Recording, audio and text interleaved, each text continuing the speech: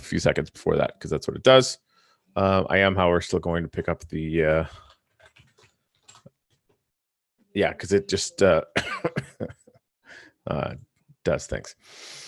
So I've seen some really interesting predictions, and just all of them are feeding my insano freaking insano. Are we live? Yeah, I think there's a very good possibility that we're live right now. Well, maybe we should start by saying good evening, everyone, and welcome to the hashtag Coffee Live stream of the Iowa caucus results. Yes. Like that. Professionals and stuff. Yeah, we know exactly what we're doing. This is all pre-planned. It's going to get really interesting because we've invited, 1, 2, 3, 4, 5. Maybe I've invited 5 people to join us tonight. Maybe Corey's invited some other folks to drop in on the live stream. So if you see random people pop up, they're not random. They are invited. Right. If for some reason you would like to join us on camera on the live stream, we would absolutely adore that. And so you just have to message Corey or I, and we will figure out how to get you the link. Oh, hey, that's my computer speakers, which are supposed to be off. I'm a professional. Hang on.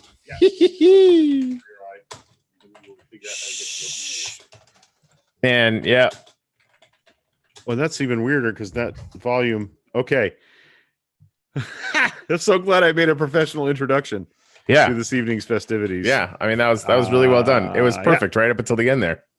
Caucus has confused me, says Sherry. Yeah, I've learned more about the caucus process tonight than I ever knew in my whole life. Right. I think my favorite part about it is that it is like an in-person ranked choice. That's pretty much Sherry's comment. The next comment is sort of akin to ranked choice, but everyone stands in the corner and they don't hit a certain threshold. They move to another corner. Yeah, that's right. And they get lobbied by the supporters of that corner.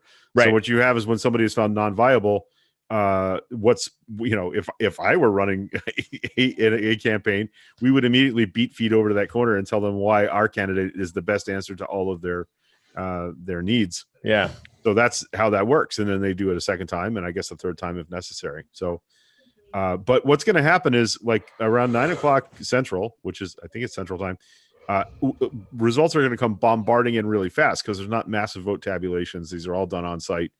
So we're going to know really quick after 10 p.m. who did what in the Iowa caucus. Yeah, at least a decent approximation, which may be all we're going to get, right? I mean, that because they apportion delegates, with a percentage basis. So it's going to be, there won't be like a winner take all situation tonight, which is just as well, right? Like it means that whoever. Obviously, I think the favorite to win full stop is Bernie right now. And, of course, his team's going to be super excited about that and claim victory and right? All the more power to him, since considering they tried to basically just hand Biden a crown 6 months ago. But, yeah, we'll have to see how it goes. Yeah, there was some. I got to tell you, the rancor between factions in the Democratic Party and Democratic supporting people. Yeah, really frustrating today. There was some rancor between one of the panelists at MSNBC and one of the Bernie staffers, and it just got. She called Mike Bloomberg an oligarch. And, but the panelists made the good point that no, he's just a guy with a lot of money. An oligarch is somebody that controls the government because of their money or with their money, and that's not really what Bloomberg. Greg, look at the last 10 years of his life. Of course it is. Right? And don't get me wrong, like he's fighting Trump and I don't want to, but like I think there's deeper reasons why all of this is going on. Right? And it's because there's been so many failures. There's so much frustration with it. But like calling Bloomberg an oligarch isn't crazy. Right? I can't think it is. Okay. So here and bring on the ranker. We've been on for 5 minutes. But we talk all the time about the fact that you shouldn't be able to buy your way into an election. You shouldn't be able to just own government in New York for a really, really long time because you have a lot of money. And he was the mayor of New York City. That's not owning the government of New York. Because, like, being the mayor of New York is probably bigger than being the governor of half of the states. Okay, it's a big job. Yeah, I'm just saying, right? But like, all I'm saying is to make the inference that there is a large connection between how much money he has and his accruing of large amounts of power is a deep correlation. Okay. Right. I mean, and it's one that I throw that term around to anyone who has a whole lot of money and buys their way onto an election stage. Well, every rich person's not an oligarch, right? If they're in politics, every poor person is not a welfare dwelling, every billionaire who's trying to be president is attempting to be an oligarch. I feel comfortable saying that. No, I totally disagree with that. Okay. All right. Franklin Delano Roosevelt, oligarch? Wasn't a billionaire at all. Oh, he was a very wealthy man. That's one of the wealthiest families in America, the Roosevelts. Okay. Yeah, incredibly wealthy. Okay. All right. Yeah. All right. I'll take it. Yeah, All right. You found Warren, one crazy game of musical chairs you Americans should do like us Canadians do. Who can wrestle a moose while drinking a beer? At this point, I would take that so badly right now. I think that is a great idea. That's how they choose the prime minister candidates. Who makes the best maple syrup? That's a little known fact about Canadian politics. Actually, Warren, caucuses are unusual in American politics. I think only Iowa, Minnesota, maybe there's 2 or 3 states that have a caucus process. It always makes me giggle. Caucus. I don't know why. Ginny says caucuses are antiquated and need to change. Who has the time to spend literal hours in a high school gym to be hand counted? High school students. That's who. It feels like I spent half of my teenage years standing around a high school gym waiting to be picked for something. Ginny, I want to let you know that we are inviting people to join us on the stream tonight. So if you want to jump in, just hit us with a comment or a message, and we will send the link to you or join you to the group chat we have on Facebook. By the way, this is not on Facebook tonight. It's only here on the YouTube, as my friend Corey calls it. Yeah, the YouTube. Weird. So if you would like to share it back to Facebook for us, we would really appreciate that. Live coverage of the Iowa caucus. that was so gloriously disjointed. I like it. Several notable local political activists are joining us tonight. So yeah, so there. That happened. Did you share it back to the So Local page? Because I just shared it to my timeline. I did not. I actually shared it to my timeline. I did not share it to the So Local page. Okay. I don't know if I have that option on here. Oh, I can do that. Oh yeah, I do. I do. Sorry, haven't done that. Thanks, before. Ginny. Caucus states, Nevada, Iowa, New Hampshire, and South Carolina. Ginny is way smarter than us, and if she's going to be smarter than us, she should absolutely be on the air with us. I'm just saying. Jareen, I was bouncing around some other streams. They were a bit stressful. Glad to be back over here. I'm glad you're here, even though Greg and I got into a fight within 5 minutes about the word oligarch. Yeah, we'll tone that shit down. Sure, Bernie. I spent most of my high school time avoiding the gym, hoping not to be picked for anything. Also, if you guys get a chance, some severe dodgeball PTSD is right. Yes, there, yeah.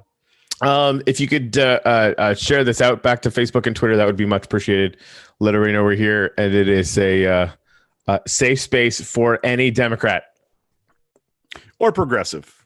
That's what I meant. I mean, we're pretty, we're pretty okay with moderates and independents. Just don't go off on a thing about, I don't know, dominionism and white farmers. Please don't go. Well, that guy's not a Democrat anyway. He's a weird conservative from Australia. No, he's not from Australia. He's from Holland. Whatever, Holland. Holland, Australia, same thing. It's literally the same thing. Somebody get me a Sharpie. That's gonna be a big line. Oh my goodness.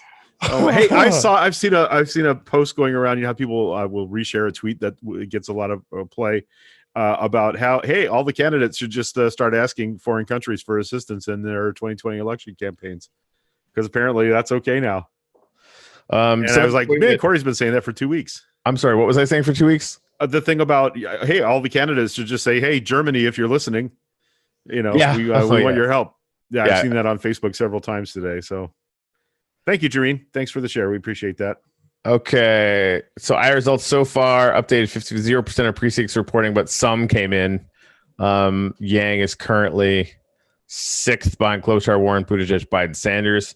I think Biden's going to go down. Apparently, and this is, again, unconfirmed, but somebody's saying Joe Biden is getting less than 4% of voters under the age of 45.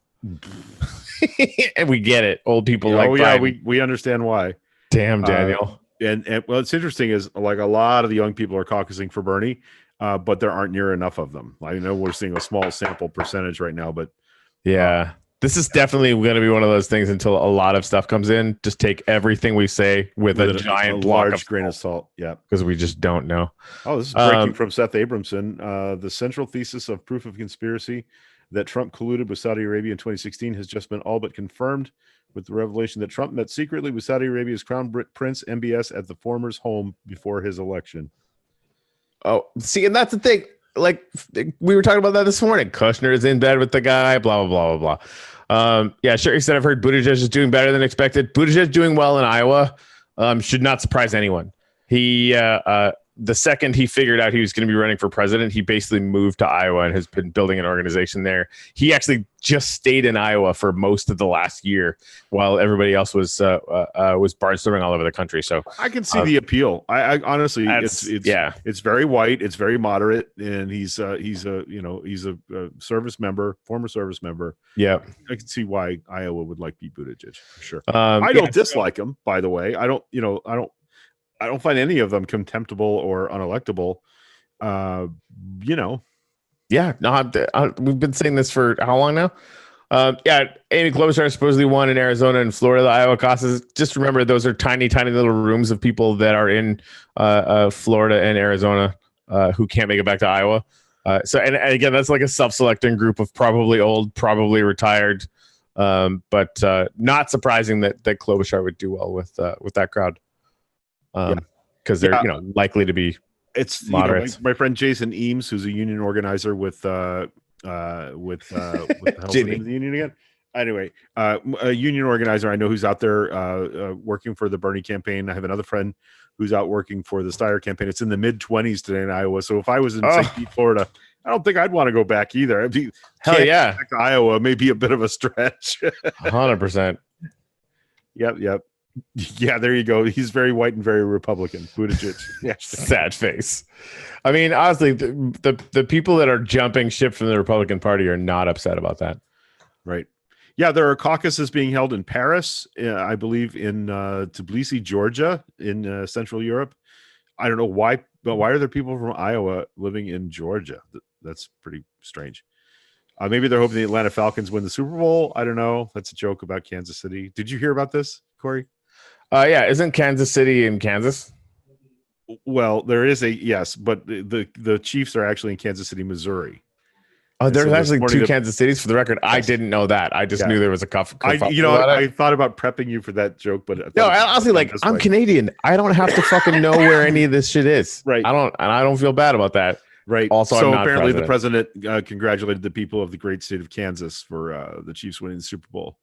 And all the real people from Kansas City were like, and the Trump supporters were like, 53 states, like that. So I think what the Chiefs should do is they should say yes to the White House appearance and then show up in Washington State. Preliminary interest polls suggest that the ideological distribution of caucus scores looks similar to 2016, with very liberal voters mostly supporting Sanders and Warren, and the moderates mostly supporting Biden and Buttigieg. That leaves the ideological battleground as caucus scores that identify as somewhat liberal, which is a plurality. But one strength of Sanders has been that he does generate some support from moderates, whereas Biden generates very little support from very liberal voters, for good reason. Dave Myers, how the fuck am I supposed to remain serious when you guys keep saying the words Buttigieg and caucus are in play? That's just fair. I don't expect anyone to get too locked in there. Yeah. Let me check on Facebook, make sure none of the people that were going to join us have had any trouble. No, nobody's rushing to join us, which is cool. Take your time. Dave Myers, if you wanted to join us on the live stream, we'd be happy to send you a link. All you need is a phone with a camera and a microphone that works. I mean, the microphone on your phone would do it. So, Sherry B, I have to say, J-Lo and Shakira put on one hell of a halftime show full of Latino culture and political statements. Kids in cages, crotch grabbing. Yeah, it was. I actually haven't watched it. I think as a recovering heart patient, I should stay away from the Shakira J-Lo show. But yeah, Shakira's. Sorry, I'm like scouring the internet for stuff, and all I heard was that you're scared of having a heart attack because those two girls are very pretty. I mean, yeah. I mean that you've said dumber things. That's not the dumbest thing you've ever said. Yeah, J-Lo's 50. She's like only 5 years younger. Yeah, dude. Me. Like we actually watched that Hustlers movie, which is inherently a good movie, but she's really? Also a stripper in it. No, it was good. It was good. Yeah, but yes, the whole idea that she's 50, it's like I just should stop going out in public. Yeah, ever. Yeah, who was it posting? It might have been Sherry posting last night that she like it motivated her. She was eating like it was Super Bowl Sunday, and she watched that halftime show. She was like, yeah. "I got to get me to a treadmill. Somebody get me a vegetable." Yeah. And Shakira's married to a very, very famous soccer player from Spain. Matter of fact. Yeah. Yep. Oh, Scott. What do you got? Tweeting. No, he just was about to go in, and that's the thing. Like they're supposed to be finishing now, right? So the reason why we wanted to start at 9 is because results are supposed to start eking out, basically in this time area part. So I would imagine Yang Yang will start tweeting out some stuff. But again, that'll be anecdotal, and we're not really going to be able to get anything interesting from that, right? But I imagine everybody else will too. So we will see. Did you happen to watch Adam Schiff's closing today at the impeachment? I didn't. It's one for the ages, man. He's had some moments in this impeachment process, but his closing statement was, I mean, if I were a senator who said anything other than yes, I'm voting to convict, my face would be burning with shame. He really laid it on them today. Yeah, we know he's going to do this again. You know he's going to do this again. And so where do you draw an accountability line?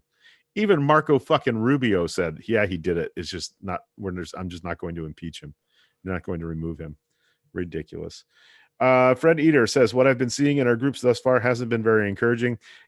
Honestly, Fred, I think if Yang places 4th, that would be a huge thing.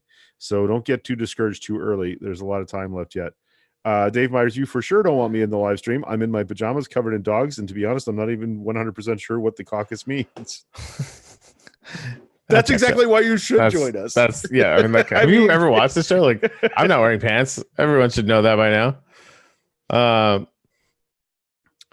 Yeah, can we talk about the toddler in chief conducting during the national anthem and Jay-Z and Beyonce getting heat for sitting? Yeah, I mean, we can. They suck. Being a weird, and apparently Melania doesn't know which hand where her heart might be if she had one. It was very confusing, and Trump was fidgety like a 3-year-old, or like someone deeply addicted to Adderall, or in dementia, or with tertiary syphilis. Could be any of those things. Hey, here's bad news. Lung cancer has been diagnosed with a bad case of Rush Limbaugh. I can't believe you. Oh, yes, I can. Of course. Yeah. No, that's fair. Say something. I was going to say, like, some people might think it's too soon for that joke. Sure. And I am not those people. I'm not either. Even Andre Rocks wouldn't make that joke. I had to make it on his page. Yeah. There's some people that have been super toxic and cynically so for a long time. So fuck them right in the face. Yeah. I'm just trying to decide if he got lung cancer from the expensive cigars, the opiates, or because it's karmic debt, God's punishment for having sex with little boys. Oh, fuck. Oh, Jesus Christ. Oh, yeah. Oh, yeah. Yeah. Lots of trips to the Dominican Republic. God damn it, dude. That's dark. Yep. I hope he hears this and he sues me because Yang is doing better than Biden in Des Moines, according to Jake Tapper. That's not a big surprise to me. College town. Okay. Yeah. Okay. Yep. I still like it. Let's see what else. Ginny says, well, in the case of Melania, the picture was in reverse. Okay, but it was in selfie mode. I gotcha. Okay, Ginny. I mean, her husband's still like a 6.5 foot tall toddler, so there's that. Who says witchcraft doesn't work? Says Maria. Well played. Rush Limbaugh. Played. Yeah, I used to work in an office that the guy who owned the place played Rush Limbaugh over the radio every day, so I listened to it It didn't annoy me then like it does now, but I listened to it quite a lot, and it turns out. Remember the whole thing with Sugar Darlings Cupcakes here in Newport Richie, Corey? That guy who like got her kicked out because she was feeding people. That's who that was. That's okay. Yeah, sorry. He's not listening. That's okay. No, I'm not. sorry, buddy. Yeah, it was the owner of the building that Sugar Darlings was in that used to listen to Rush every day. So it was absolutely no surprise to me that he was acting that way.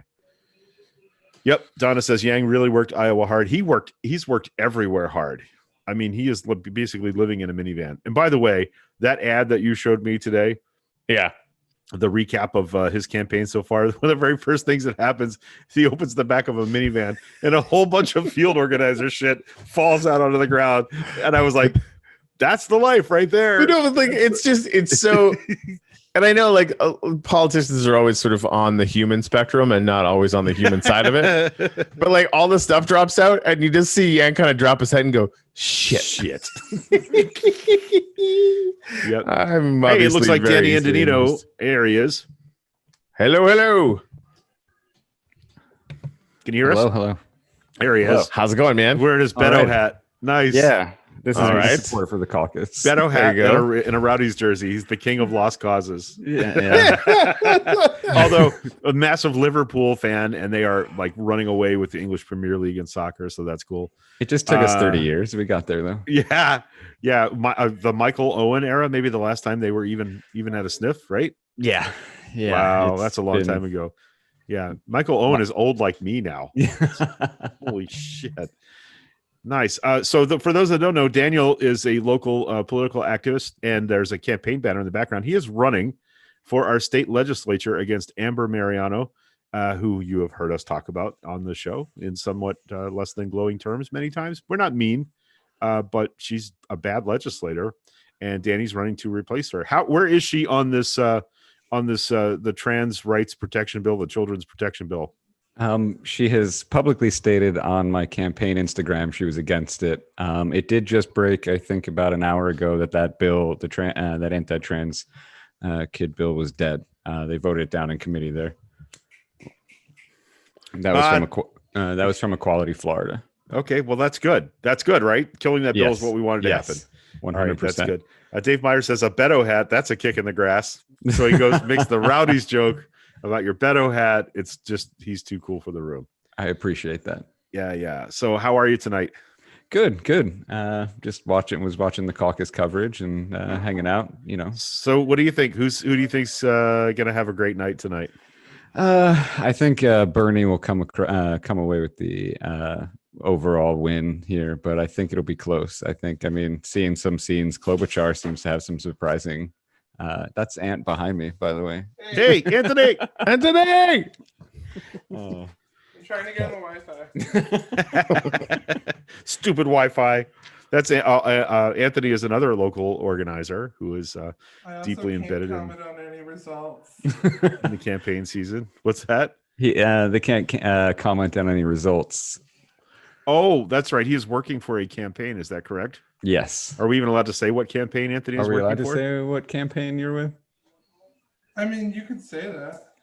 Yeah, our friend Anthony is working for the Elizabeth Warren campaign. So if you wanted to get involved in the Elizabeth Warren campaign locally, Anthony is the guy that you want to talk to, and he's apparently going to join us a bit tonight. So that's cool. Working on getting the Wi-Fi. Yes. And what if you just spelled the election results?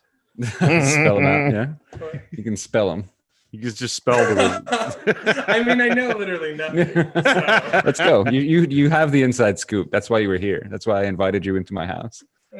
Yeah, the only reason why you're there. I love that we have the Yeti Mic Club thing going on here. We're all like, hey, it's like what we do, man. Yeah, I mean, this got me through many Rowdy's podcast. Nice. I'm jealous that you had a Rowdy's podcast. I wish I'd known. I would have loved to have been on. For Donuts with Dan. Yeah, this is also the now set up for political candidate-driven podcast in Pasco County. Well, nice. With Dan.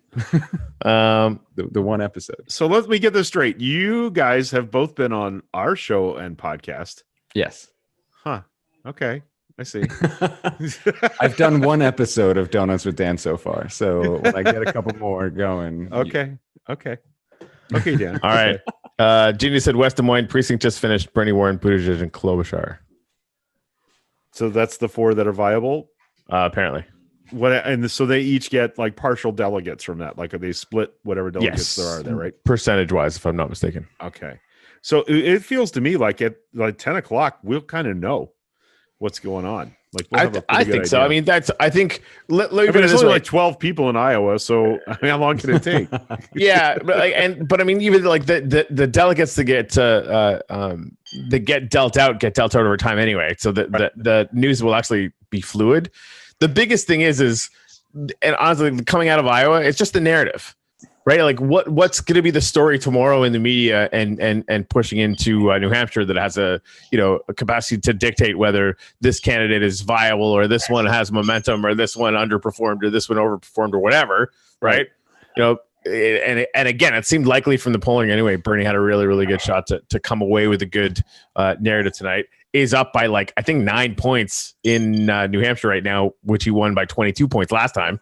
Right. So, and again, who knows, right? But it's so wide open now that all of that stuff could also be completely and totally up for grabs. So Ginny says it broke down 3-3-3-2. So 3 apiece for Bernie, Warren, and Buttigieg, and 2 for Klobuchar in that particular precinct. That's pretty close, right? Yeah, and Biden. Biden, not even in the top 4.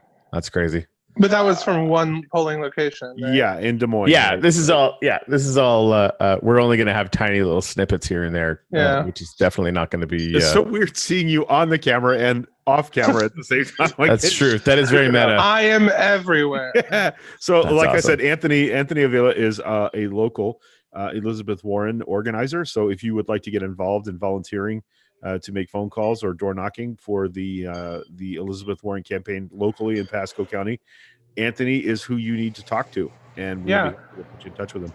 You can text 24477, text Florida to 24477. You sound like Joe Biden right now. Yeah. Just go Thanks, to that's the meanest thing you've ever said to me. Biden3030.omg. I hate you all right now. Oh well, that's what we shoot for. That's one precinct in West Des Moines. Ginny's telling us. Thank you, Ginny. I'm glad you're on top of this. Scott Sens, who flew into Iowa for this, he's actually the precinct captain. Just said they were 2 away from being viable in the precinct that he was in. Nice. So they weren't viable around 1, which is sad. This is weird. The weird thing is you can be a precinct organizer for a candidate in Iowa and not be an Iowa voter. So people have flown in from other places. It blew my mind when I learned that. And Scott Santons, who's been a really active UBI proponent for years now, he got on the Yang bandwagon, and he's there organizing for Yang. So he's in one of these caucuses organizing, and he is not an Iowa voter, which is really strange. But, I mean, I guess that makes sense since our staff's organized for Warren at the satellite caucus is happening here. Right. Yep. So that's pretty cool. Yeah, there were caucuses in St. Pete. Yep. There was one in London and one in Tbilisi, Georgia. Which is how many Iowans are there in Central Europe? Like 4. That's like a third of their population. 538 has it's only 1% reporting, so these numbers will change, but Buttigieg is actually on top with 21.94% above Sanders. Interesting. But again, this is 20 precincts out of judges on top. Yeah, 20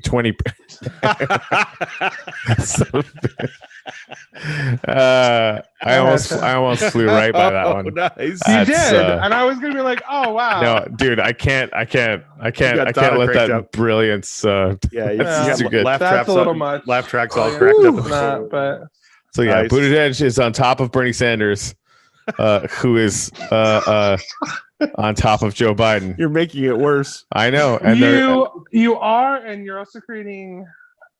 You're the one who said it. Now I'm going to put images in your head. That, except for maybe Pete, are not going to be fun for anyone. Oh my goodness! You know what? I'm not mad. I don't hate.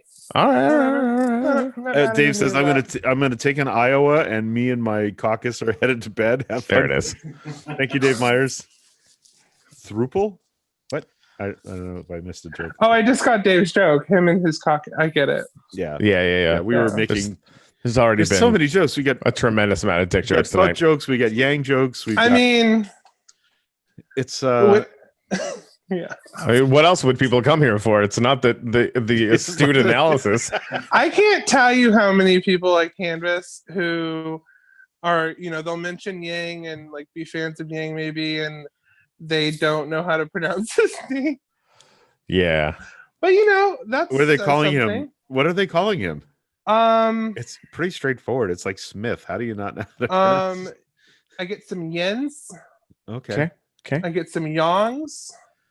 Fair enough. Some Wangs. Sort of you probably get. Do you get some Wangs, Anthony? Hey, MSNBC called him John Yang twice for crying out loud. Newsflash: Anthony gets lots of Wangs. Well, I do fine, but I can catch whatever I want. Oh my goodness! This is a mistake. This escalated quickly. Oh my goodness! What happened? What did we do? Best kind of mistake. Okay. Ginny says, education time. Thruple, a sexual relationship or one recent Brazilian case, a marriage between three people. Yeah, fair enough. Thruple. Apparently turnout is very, very high, which is why all of this is taking longer. It is very high. It's yeah. Yep. It's very hard not to talk about my job. I had that problem all of 2018. Just write stuff down on a board behind you like we can't see you. No, I don't want to because I'm not supposed to. But every time anyone says anything about Iowa, I just want to talk about all the things we did to get here. And well, I mean, you could talk about stuff you did to get to, like, unless it's like state secret. No, it's not. Stuff. I mean, basically, just like we're the baddest ground game in town. Like, just no one has to speak. I'm just saying. All right. Hey, I mean, that's just me. But ground game bias is ground game bias. Now, granted, I was watching you guys, and even before watching Warren put together parties and ground game, even in Florida, like long in advance of anyone else even considering it. So I could definitely attest to seeing that. No happening. One's been on the ground until like 3 weeks ago. People from I think Bernie's volunteers hit the ground about 3 weeks ago. Right. We have some local folks that have been very supportive, and I'm sure that's where that started. We may see one of those folks join us tonight, as a matter of fact. This is why there's no women on the panel, because we make all the Yang jokes we want. Yeah, last weekend, some of my colleagues in Central Florida ran into a group canvassing in the same neighborhood from the Bernie camp. It was all great. It was very collegial. It was there was no sharks and jets happening. I think it's so funny that I sort of snapped my fingers immediately when I was. Well, I'm a homosexual, so it's oh my goodness. That's if I said that, I'd be in trouble. You're not allowed to say that. No, don't do that. Right. I see how it is. Chris McLeod joining us from near Vancouver, British Columbia. Yang wants weed. He wants to legalize weed. I think a lot of people want weed. I mean, I want it, frankly.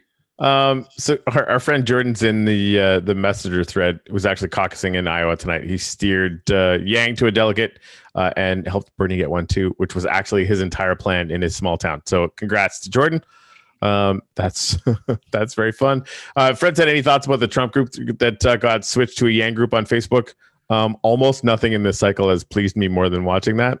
What? No, I need details on that. Okay, so there's a group of 140,000 Trump supporters who are as wonderfully rabid and nonsensical as you could possibly imagine. One of them, though, got switched over to the Yang Gang and decided to destroy all the admin privileges for everybody else in the group, and then just take it over, and invited about 600 or 700 Yang Gang people in, and gave everybody like, hey, these are all Trump supporters. They're gonna be very mad. Let's do the humanity first. Let's just be super kind and kind of give them the open door to the chance to be sort of de-radicalized, right? Like, this is the door out of the Westboro Baptist Church. And It's a fucking shit show is what it is. It is really, really messed up, but super, super fun to watch, right? Like they're the Yang Gang in there is having a great time. But they're just watching them squirm in all of their anger and angst and hate is that's so weird. Yeah, it's messed up. So that's awesome. There's your strategy for it was amazing. Like I got invited to this Trump group in the middle of the night one night, and I'm like, what is this? Nobody in their right mind would invite me to a Trump group. I'm just going to start throwing Molotov cocktails in there. That's crazy. And then somebody else messaged me, you hear what's going on? And then I got in there and I was like, this is glorious. It's just wall-to-wall Yang Gang stuff, and the Trump supporters were fucking losing their minds. It's the little things, guys. It's the little things. We got to take our joy where we can find it. Right? I mean, yeah. I just want some wins. Anybody watch Adam Schiff's closing today at the impeachment trial? No. I mean, this is a speech we're going to be watching for the next 30, 40, 50 years. It was absolutely. I don't doubt it. Assuming that we're allowed to watch things. From assuming we haven't all been hauled off by the secret police. Yeah. It's gonna get wiped from the record. He's gonna cut a deal with YouTube and the internet to throttle anything that shows any. Yeah, we're for sure first on the brown coat list. I can hear him now. Ivanka, get me the internet. I want them on the phone right now. Yeah. I need to talk to the internet. Yeah. Oh, man. That is exactly how it'll go. Yeah. I hear they keep it in Ukraine. Oh, my goodness. Ukraine. We keep the internet there and unsafe nuclear weaponry. Yeah. And that checks out. Just the delay is really funny when your live studio audience is like 10 feet away across the room. Getting all of our jokes about 20 seconds late. At least I think she may not even be watching us. She may be watching like the Golden Girls or something. I don't know. Well, they're more funny than us, that's for sure. Oh, that Blanche. Oh, wow. So one of the ladies for 538 is actually still waiting for her precinct to start voting. Really? Yeah. They haven't even done first round? That's correct. That was as of 9/16, so maybe from now. Wow. That should say something about turnout, right? That's probably what that tells It does. Yeah. Yeah. Kelly said she won't be here till about 10, and that's cool, so we can talk about her before. Oh, yeah, no. 2 minutes later they had the initial count done. Wow. Okay. So they were who's the pupper? I see a pupper back there, Danny. Who's that? Oh. Here, I'll flip my camera. It's easier for me. Who you got there? That's my dog, Crystal. Crystal. Yeah, now she moves because I. Hello. You spoke to me. Yeah. Is your ferret out and about as well? No, I don't know where she is. I think she's asleep somewhere, hiding in one of my clothes drawers. Dan, should I give them the tour of the war room? Yeah, go ahead. The war room tour. Nice. So. 1 second. Oh wow. 36% of Caucus we can still see you in the background. Yep. I know. I didn't want the camera image of me like getting up. It's not. Well, we saw it anyway on Danny's camera. So yeah. Well, you got the full shot, which is much better, to be honest. Wow, them are books. Them are books. What are you, one of them fancy book learning dudes? He's one of them fancy book learning dudes. Yeah, we should definitely get you elected. Yeah, okay, so can we talk about... Oh, my goodness. Why do you one's a Game of Thrones 3 different Risk editions. Why don't we... Wow. Holy nerd, Batman. I'm also a tabletop game person. I'm being exposed right now, but I'll take it. It's cool. It's cool. This is your life now, public figure. Yeah, it is. Did you start with the old 5 different versions of Catan? Well, there's different editions, right? Yeah, they're different expansions. Yeah, you're definitely on the right show. Yeah. Well, there's different editions. Like, duh. Yeah. Oh, wait, this is the best one. Oh, this is the presidential biography section. Nice. Complete with a little figure of each president. Oh, my goodness. Atop their biographies. That's wow. Pretty nerdy, Dan. Yeah, that's who I am. I mean, you want to show them the Star Wars board game figures too? Oh, okay. So we're gonna exit the Watch, war they're gonna turn a corner and Baby Yoda's gonna be there, and I'm literally gonna ask Daniel to marry me. This is my sometimes field office, otherwise known as Dan's dining room. Wow. Chris McLeod just said nerds get laid more than jocks, and I agree. Oh wow, look at all this. Holy shit. This is Star Wars. What is it called? Armada. Of course, so it's a called tabletop, Armada. Tabletop war game, like sort of Warhammer-ish. Yeah. What? Nice. I'm picking up what you're playing. When I was young and stupid, I played Napoleonic war games. Like we'd refight the Battle of Waterloo on a 12x12 table with 8 different. I people. bought at a. Do you do that to find out who wins? Yeah. Spoiler alert.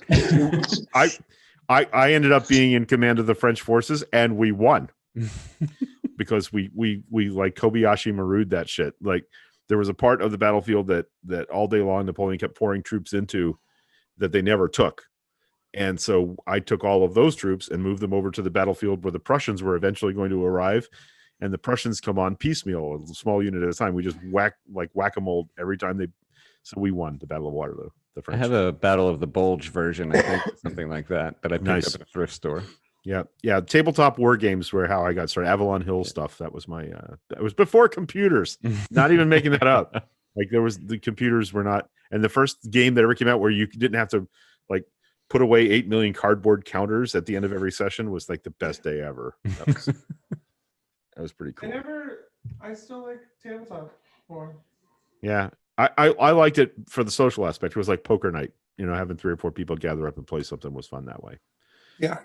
But now I don't even have to have pants on to game with you guys. So that's. I mean, I didn't wear pants anyway. Yeah. Well, that's what I tried that once. Early campaign slogan. I didn't have pants. Answer tyranny. Yes, pants are tyranny. I concur. So what's going on, Corey? What's going on in the actual Iowa caucuses, which is why we started this thing? Yeah. So they're just going over some of the people that are in the room, some of the sort of things that they're saying back and forth to do the second thing. Again, Buttigieg is doing really well, and Warren and Sanders are obviously doing really well too. The first speaker tonight in this place where Ben Mitchell was, I don't know exactly where it is, basically told the crowd that they should pick candidates based on one criteria that they showed up to ask in person, and it was Andrew Yang. And of course, the crowd thought that was really funny, and so do I. But I'm biased, so there you go. Yeah. Other than that, I'm scouring the internet for actual data and getting. What was the one criteria? I missed that. The one criteria is that you should only vote for people who show up to ask in person. He was speaking to them in person. I see. It was him. It was saying you should vote for me. I mean. Got it. It's funny. Yeah, but they all did that at other caucus. Yeah, but that's not locations. funny. That's not funny because he was in the room at the time. That's how you explain jokes, Greg. And the more I you have no idea what joke, you're talking about. The more you explain a joke, the funnier it gets. This is a scientifically known thing. That's not even true. I don't know Yeah. If you explain it, then it gets funnier. Like if you don't explain it, then it's not. It's barely even funny if you don't have to like brutally and repetitively explain the joke. Watching you struggle with this alone is off. the joke. It's not funny. It's not cool. The funny part. Ordinarily, I have like so much backup there, but nope. Just explaining over and over and over. I have other friends now. I don't have to laugh at your joke. God damn it! Wow, you move away for 1 month, and it's just like, oh, I mean, really, okay, Mr. Miami. Mom and dad are fighting. What? Mom and dad. Oh, yeah. Exactly. How does that break down? We're pretty old. Way to be heteronormative, Dan. Yeah, right? Like, well, it was really funny. Greg was like, "I'm not that old," and I'm like, "Wait a minute, which one's the mom?" We have different issues. Apparently, our dads are fighting. Yeah, I guess. Whew. Yeah, so Sherry said, is there a live stream of how this nonsense goes? Because the picture in my head is ridiculous with random cliques standing in corners. No. That's exactly how this is going. No, yeah. I'm seeing some. Let me see if I can pick up some pictures on Twitter, and I'll put them up on the screen because that is exactly how this goes. Nice. Jareen, Boyce from Mindful Skeptics spoke for Yang at a precinct, but his phone died, so don't know how it turned out. Boy, that's a rookie organizer mistake right there. How dare they? I have 3 extra phone batteries I still keep in my bag from organizing season because no one was going to run out of battery on my watch. Yeah. I'm kind of glad I'm not organizing this season, although I could stand the money. I didn't feel like I got to watch any of it in 2018, even though it wasn't a presidential year. You were busy. I didn't get to enjoy any of it. Although I got to be on a conference call with John Lewis, so that's not something that just happens in your. Yeah, that's pretty cool. That was amazing. And Donna and I were crowded around the phone like it was an old timey radio, so she could listen in. It was pretty neat. He told us to go out and get in good trouble. He explained to us what that was, and like the day before, I'd been kicked out of a senior mobile home park or off Rowan Road. Well, I'd walked that neighborhood twice before, like avoiding the clubhouse so nobody would see me. And the third time I went in there, I made a wrong turn on one of the little streets, and I walked right up to the two guys in the golf cart. And I am with my clipboard and my For Our Future stuff all over. So they kicked me out, and I was like really embarrassed, and I felt ashamed of it. But I had that conference call with John Lewis, and I was like, I'm going back there tomorrow because that's good trouble. That's good trouble. That's what he meant. Yeah. Best call I've ever eavesdropped on, says Donna. Yeah, that's good stuff. Hey, good night, Jareen. Have a great night. Stay warm because I think she's in the Midwest somewhere, so it's pretty darn cold out there. There's actually people caucusing for the president right now. Oh, yeah. Fucking. So they don't have a separate process or a separate day or a separate. No, they do it on the same day. I mean, no one else is allowed to run because they're different locations. Yeah. Oh, yeah. No, they don't cross pollinate. Okay. I see what you mean. Because that would be a thing. Yeah, Corey treated us to apparently Jill Walsh, not the guitarist, the Republican jerk. He went somewhere yesterday to a Trump rally and was asking them questions, and he couldn't. Like, do you think he's ever lied? No. Do you think they didn't think he ever played golf? Yeah, exactly that look, Dan. Exactly that look. Like he asked them a bunch of basic questions that we all know are true, and oh no, he never plays golf. What? Yeah, has never lied. Has never made a mistake. It was where Joe Walsh had to come to terms with the fact that they've been lying to their base for so long that they've broken them. They are now broken humans. Yeah. But even Joe Walsh was like, they're getting this crazy stuff from Fox News and yada, yada, yada. I freaking lost my shit this morning because Joe Walsh has been on Fox News doing that for Check's Watch all of time except for the last 6 months. Yep. Yeah, but like you said this morning, he did come around and figure out eventually that Trump was evil. So good job, Joe Walsh. We really are proud of your humanity. Isn't it funny how we give people a pass for doing the bare minimum to be a good human being? Did I say here? I'm done giving conservatives half credit. Yeah, no, why? I don't blame you. Okay. Yeah, like this is one of those things about us, Ed, is like just because Corey's doing it doesn't mean I have to do it. Corey talks to Republicans all the time, Trump supporters all the time, and I'm like, I'm not doing it. For the record, I talk to Trump supporters exactly twice. I mean, and talk to Rio every day. We know Rio has never been a Trump supporter. Okay, he's a never Trumper. Okay, ever. Otherwise, the show never would have started, and you know that. Yeah, no. The reason why I'm talking about having talked to 2 Trump supporters is because I remember it vividly, and I feel really embarrassed that it happened. Now, talking to people that used to be Trump supporters, I will do that all day because they're working their nards off to fix their error. There's nothing wrong with talking to Republicans and Trump supporters and stuff like that, but I don't have to pat him on the back and say good job. Oh no. You can feel very welcome to listen to the 2 podcasts I did with Trump supporters. I was kind. Yeah. Not nice. Yeah.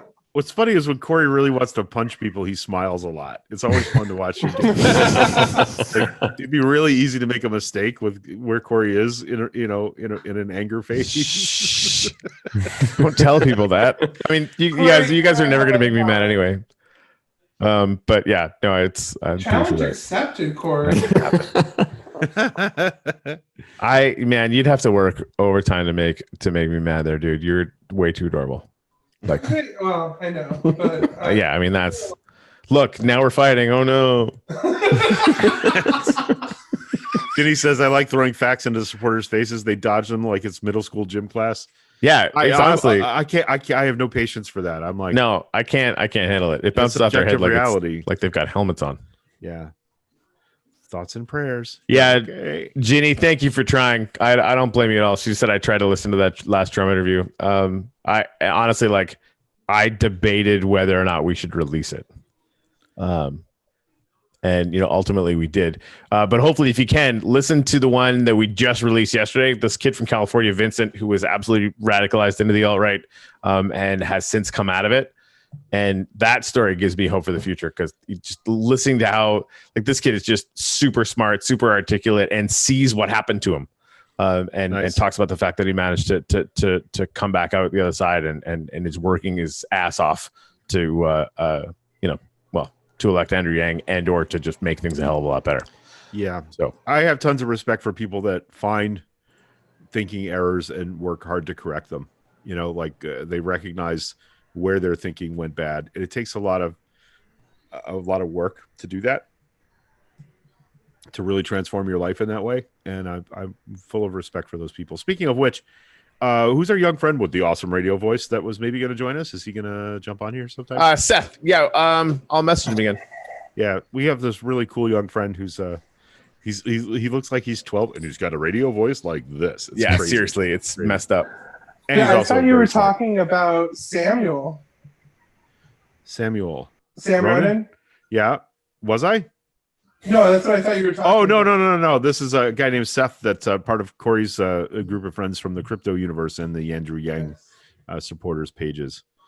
And this is a young dude that's definitely got his thinking hat on all the time.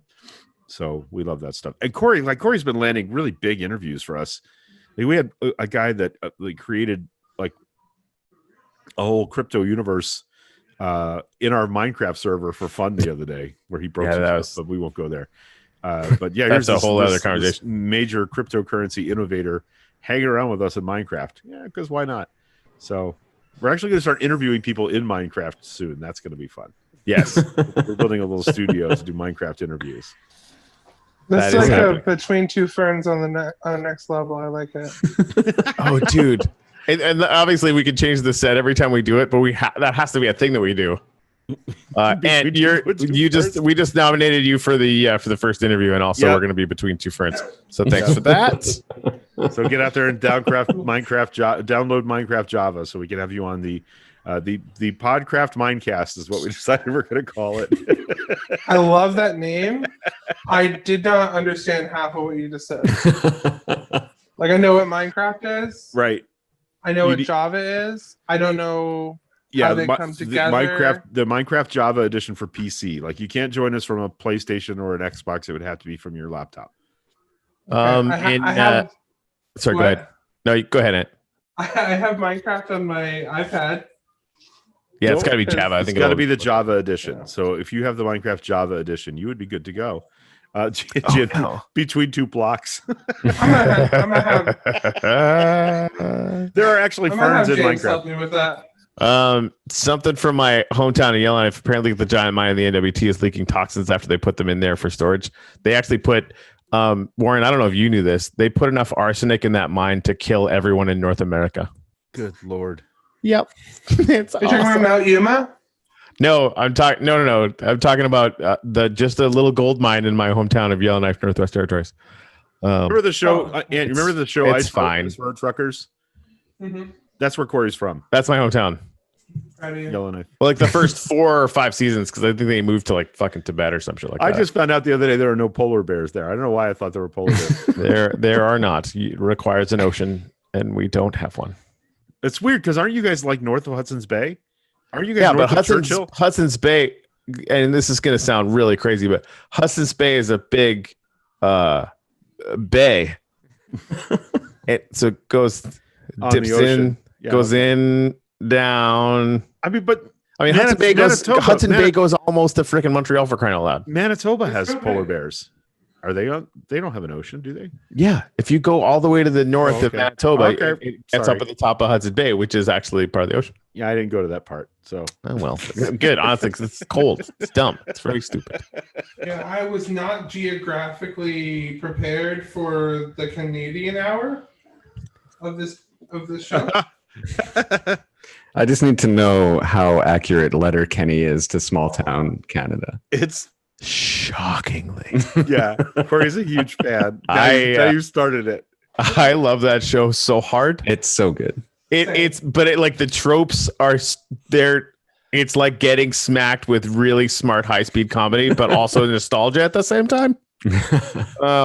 Yeah, it's basically a perfectly accurate historical treatise of current life in rural Canada. It's like Trailer Park Boys for really smart people. I always tell people. Yes, 100% agree. I've never watched Trailer Park Boys, so I will take not even really smart people. Just I appreciate that about you.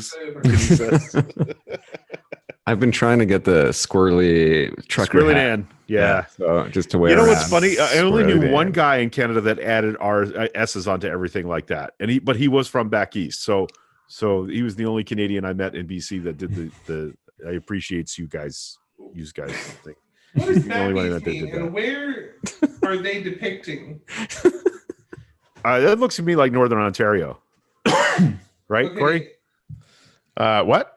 Oh yeah, like Northern Ontario, right? Because they interact with people from Quebec or Quebec. Quebec. It's Quebec. You're right. Much better. So that was I love that episode where they went to go ice fishing and they met a bunch of French Canadians and ended up being friends with them. Yeah, that was pretty funny stuff. Until they weren't. It's a problem.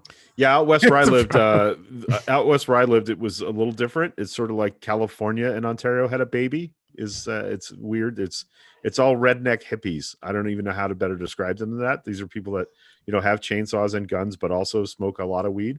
So that was, and they drink more. I went to Texas and I never saw people drink like Canadians drink. Yeah. Holy shit. Everybody drinks. That's a thing. That's real. I mean, one of the skateboard events that I helped to co-host, they got a keg of beer from the Molson Brewery that had guarana in it. So it's like caffeinated beer. And so you get drunk, but you also get really jittery high, like you're on caffeine. And at the end of the night, nobody thought much of it, but two of the guys were like, they picked up the keg and they they were drinking the dregs of the keg.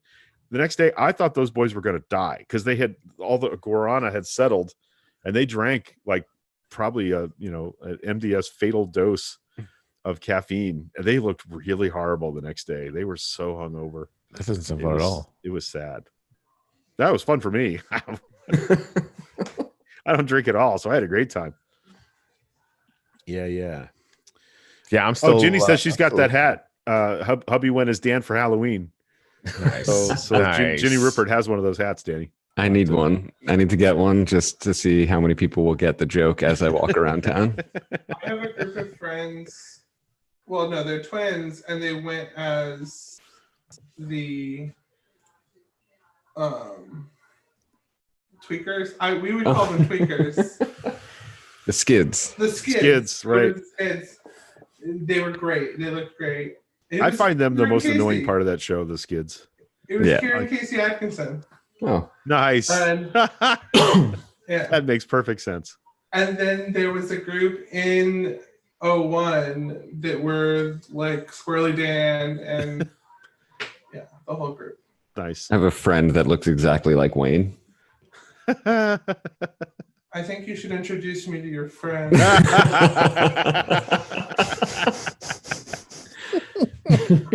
I'll see what I can do. The search for Wayne continues. Wow. That's right back. You did. Ginny says the skids remind me of Hudson High School. Yep. Yes. How many Hudson graduates are in the house? Hudson High? Hudson High. Yeah. I was homeschooled, but my siblings went to Hudson. Yeah. Yep. It's a Hudson rich group. Yes, the lore of Hudson. Mm. I remember when all those fancy people that now live in Spring Hill used to actually live in Hudson. That's in Hernando County. I live in Spring Hill. You live south of County Line Road. You do not live in Spring Hill. Yeah, class of '98, Ginny. Yeah, Ginny and I were at somewhere recently where somebody's mom. I went to school with somebody's aunt. I can't remember who it was now. It was Pam. I can't remember. Anyway, there I am sitting at dinner with somebody, and I went to school with her aunt at Hudson High School. It's like back in the dark ages. I graduated in '82. I wasn't born yet. Yep. I graduated in 2002. It was Ginny's aunt. Yeah. Oh. 92? 2002. 2002. Oh, God. Was Ron Eckstein still teaching there when you were there? Eckstein? Yeah. Yeah. My favorite teacher ever. Mine too. He's on my friends list. Yeah, he helped. He did a lot for me through school. It wasn't the easiest ride, but he helped a lot. Yeah, I got put in an advanced American history class because I was kicked out of the dumb kids class because I kept getting I would do no homework and get 106 on the test. And so the teacher decided I needed to be in Eckstein's class instead. And the final exam for that class was 4 questions. That's about right. Oh my God. I got a 98.3. Hyo Bang, the salutatorian for my year, got a higher grade than me because I did mine in green ink because I didn't have any other color pen. And he had specifically told us black pen only. So I lost a point for using green pen, but apparently my answers were pretty good. Casey Vance. Vance is in the feed with us tonight. Oh, nice. Hey, Casey. How's it going? She graduated in 2014. Eckstein was the boss. Favorite teacher ever. I was lucky to go to Paris with it. Paris, wow. Literal lecture everywhere we went. It was fantastic. Oh. I remember him telling us the story about getting gassed at the Lincoln Memorial is when he decided to quit law school and become a teacher. I learned everything. My early exposure to folk music as a genre, as like a meaningful thing, was because of Ron Eckstein. So he always had music playing when you walked in the room for tests. Yep. It was good times. Yep. Learned about Pete Seeger, learned about John Prine, learned about a whole bunch of amazing singer-songwriters from Mr. Eckstein. True enough.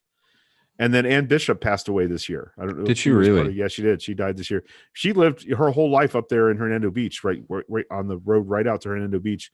And she was the yearbook proctor when I was at Hudson, and I was very, very blessed to have a good relationship with Ann Bishop. She was very awesome. She was wonderful. When I was a junior or senior, my mom sent her boyfriend to for a parent-teacher conference to figure out why my grades were low. She knew that I just wasn't doing homework. But Miss Bishop came in. I was sitting in Mr. Eckstein's room talking to him, venting about life. She came in, slammed papers down, and was just like, I don't know how you live with this asshole. And I was like, exactly. Exactly. That is why I'm not doing well in school. So both of them were pretty important in my high school life. Yeah, mine too, actually. Mine too. Ginny, his Viking hat. Congratulations on the celebration of the day you were born. Yes. God, he never changed his jokes, did he? Nope. Now I'm thinking about it. He had the same year's worth of jokes for 20-something years of teaching at Hudson High. That's crazy. Yeah, he was good. Yeah, we recreated the Sacco and Vanzetti spy trial. Not Sacco and Vanzetti, the Rosenberg spy trial. We didn't do anything that fun. Yeah, I was the prosecutor on that trial. We didn't get to do anything that fun. Yeah, we did. It was cool. It was cool. He did get us to take his humanities class because he kept telling us he would tell us the difference between naked and nude. Yes. And he kept just building that, and then it would be like the last week of school of his humanities class, and we finally had that discussion, and then he was like, "Bye." Nice. It was good. Nice. So, Corey, what's happening in the Iowa caucuses? Still looking for data. Like we're getting sort of precinct by precinct data back from individual humans, right? And it looks like Sanders and Buttigieg have the most to be happy about right now, but nothing official has come out yet. So, oh geez. So Tommy Vitor from Pod Save America just posted a photograph of the Obama 08 staff with Vanilla Ice. What? Yeah, it's true. All right, that's crazy. That's a thing that can happen. Yep. I'm just kind of scrolling through my excuse me. Somebody named Elaine, Women for Yang. Amy Klobuchar won my tiny precinct of 32 people, but I still feel good about everything because I spoke from the heart during my speech and I did what I could. There you go. Yang Gang. Nice. Jennifer Rubin. Better system. It's a poll. Rock, paper, scissors, or Iowa caucus.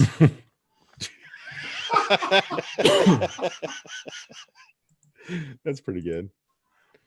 That's pretty good. See, that's the thing. They're showing results with like 19 out of 1,765 precincts reporting. That information is real close to meaningless. Yeah, Jordan says he's just leaving the caucus now. He wants to join us when he gets home. Awesome. We're still up and talking. Hell yeah, we'll be on. Cool. By the way, you guys don't have to hang out all night if you've got more important things to do. I'm going to have to leave soon because I got to get to bed because I'm going to Tallahassee for the Planned Parenthood Occupy thing, protest thing tomorrow. Nice. Do you want to talk about your run and how people can support you? Yeah, I mean, the website, Dan for Pasco, on all the social media, Dan for Pasco. Please sign up to volunteer and or donate. There's links all over the website and social media. We need to get this going, get petitions signed, and definitely get some money because we know she's going to outraise us and the way the Republican Party works in this county, especially. Right. Any opportunities to debate? Any opportunities to show up at the same place and make her look underinformed? Haven't gotten that far, Okay. But I would like to start once I definitely on the ballot. Probably will start pushing some kind of debate or forum. Nice. Whoa. So, sorry. Go ahead. No, go you. No. You're talking about important, like local, real politics stuff. I'm talking about a tiny one precinct race where now, granted, the entire Klobuchar contingent went over to Yank because she wasn't viable and he was.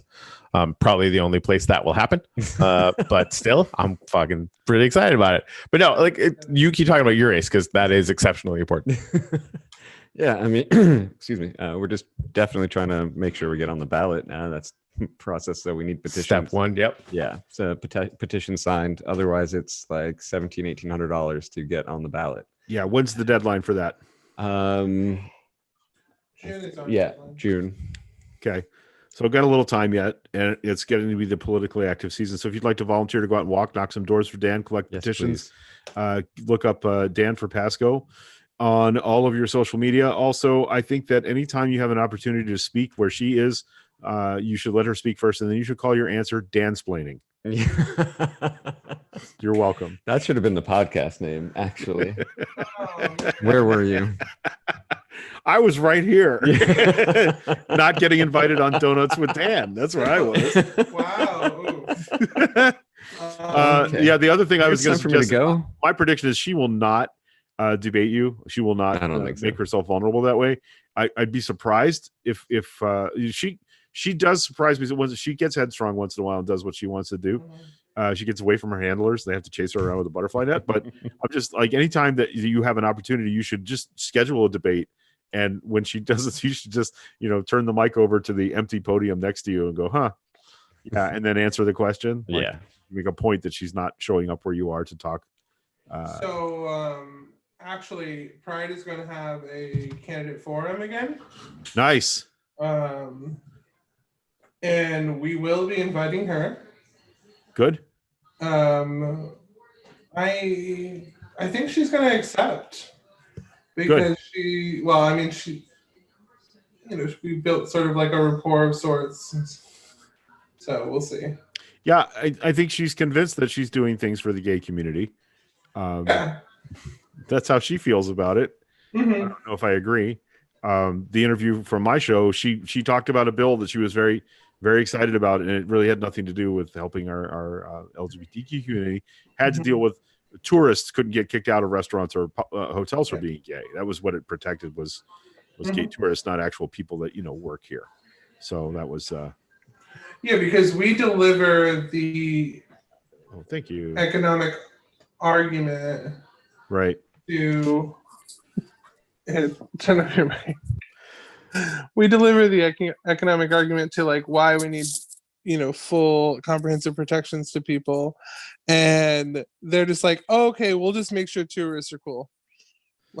Right. Yeah, that's a thing that happened. Yeah, no, like we're like, past the Florida Competitive Workforce Act because, economically this is sound for our state. Every company in the state supports this because they want their employees to have protections, and companies look to states who have affirming protections for their employees.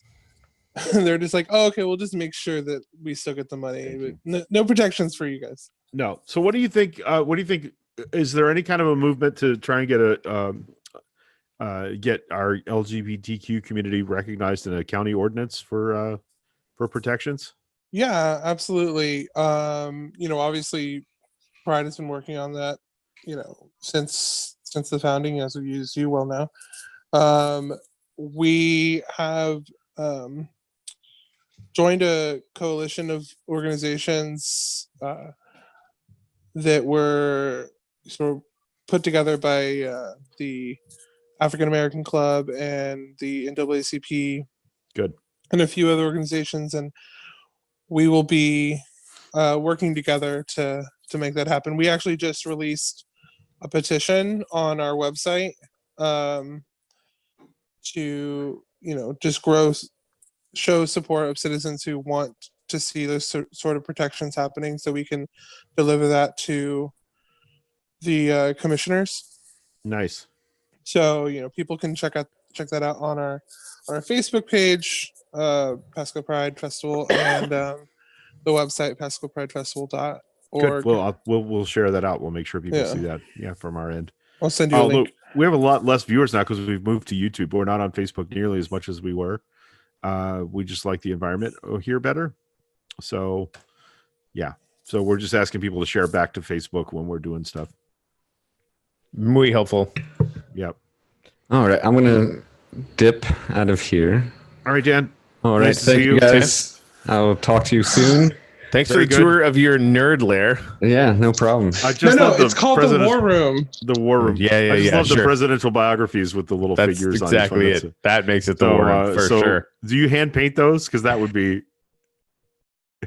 No, those were purchased off eBay because I saw it was like $20 on eBay. It was probably like 2 a.m. and I couldn't sleep and I was shopping. That's what I do. That's what happens. Bought them. Nice. Finding Etsy was the worst thing for my late night shopping habit. So, but on that note, I will talk to you all later. Thank you. All right, Dan. Thanks for joining us. All right, there you go. I'm gonna say goodbye too because I'm at Dan's house. So all right, fair enough. I'm gonna wrap. It would be weird if you didn't now. And say goodbye, and maybe I'll join y'all later. All right, Aunt, we love you. Let's do trivia at down at Zenfinity some night soon. Yes, some night soon when after the election. Yeah. All right. We'll see. Okay. All right. Bye. So that's Anthony Avila that just left us there. He is an organizer for Elizabeth Warren here in Pasco County. If you're interested in volunteering on the Elizabeth Warren campaign, to knock some doors, make some phone calls, it would be really nice to have you get out and do that. And of course, Danny Antonino is running for state legislature against Amber Mariano here in West Pasco County as well. Let's see if I missed some comments here. Casey Vance, Warren did really well in a couple of the precincts in the preliminary stuff. Obviously, nothing official. At Dan for Pasco, and she debated Linda. I'm not sure who Linda is. I don't from Pasco. What's her face debated Linda? I can't even remember her name now, which feels like a Amber Mariano. That one, yeah. Debated Linda who? Linda Jack. Duh. Yeah. Okay, that's right. I forgot about that. Yeah. Yep, Linda Jack. That's correct. Hi, Sue. How do you do? Sue Gentry is here. Sue. Okay, so hopefully you're cool with vamping for a minute, because sure, why not? I'll just scroll through my Twitter feed and see what's happening. Andrew Yang fan page. If Andrew Yang wins a delegate tonight in the Iowa caucuses, he will become the first Asian American to win a delegate in a Democratic primary. That's cool. I didn't know that. That is a thing. Well, and that's basically the debate qualifier is winning a single delegate now. Right. Hey, there's a tweet from God. No, the God world, is Iowa. yeah. God is deeply pro Yang. He's a Yang ganger. I didn't know that. He's Yang gang all day. Preet Bharara, can we find another term other than viability to refer to a nascent campaign in Iowa? Yes, please. It's sort of like, viability. I don't know. Jeffrey Toobin, legal scholar and CNN legal analyst. I love Iowa. The caucus is an anti-democratic disgrace. No secret ballot, no absentee voting, no actual vote totals, absurd 15% rule, and nutty multiple rounds. What an absurd way to pick a nominee. Well, Jeff, don't move there. Yeah, right. Nate Silver, the amount of time spent talking about Bloomberg tonight is the biggest sign yet that the media bubble is getting worse because Bloomberg isn't competing in Iowa at all. Yep. And hasn't. Oh, hey, this is what don't doubt Yang's vibe. Caucus for Yang, and Elon Musk replied to that one with 3 fire, the fire emoji. Oh, nice. So, fire emojis. Yeah. Yeah, that's the thing. Like, and we were talking about Yang coming in like 5th or 4th or whatever. Like that, who knows, right? Did you hear that Greta Thunberg got nominated for the Nobel Prize today? I did. Peace Prize today. I literally just saw that a few seconds ago. You know who didn't get nominated? Donald Trump. Yeah. He should probably go watch Netflix on the couch with a friend and chill out. That's pretty funny. That's the thing he said about Yeah. Hey, Greg, why don't you fucking try and explain it? I'll just explain the joke. It was like several times. Oh, he's wearing pants. Big fat liar. He said he wasn't wearing pants before he lied. That's the way it goes. Dan Pfeiffer. This caucus site in Ankeny is the model for how it should be done. That's cool. The extent to which Adam Schiff has risen to the occasion cannot be overstated. Never have been prouder to be a Democrat than listening to him close out his arguments in the Senate floor. From Brian Cohen. Yeah, I agree with that completely, Brian. So yeah, let's see. AP is now showing some final alignment data, just 19 precincts, and it's Sanders 26, Buttigieg 24, Biden 20, Warren 18, Klobuchar 11. That's from Nate Silver from 538. So that's cool.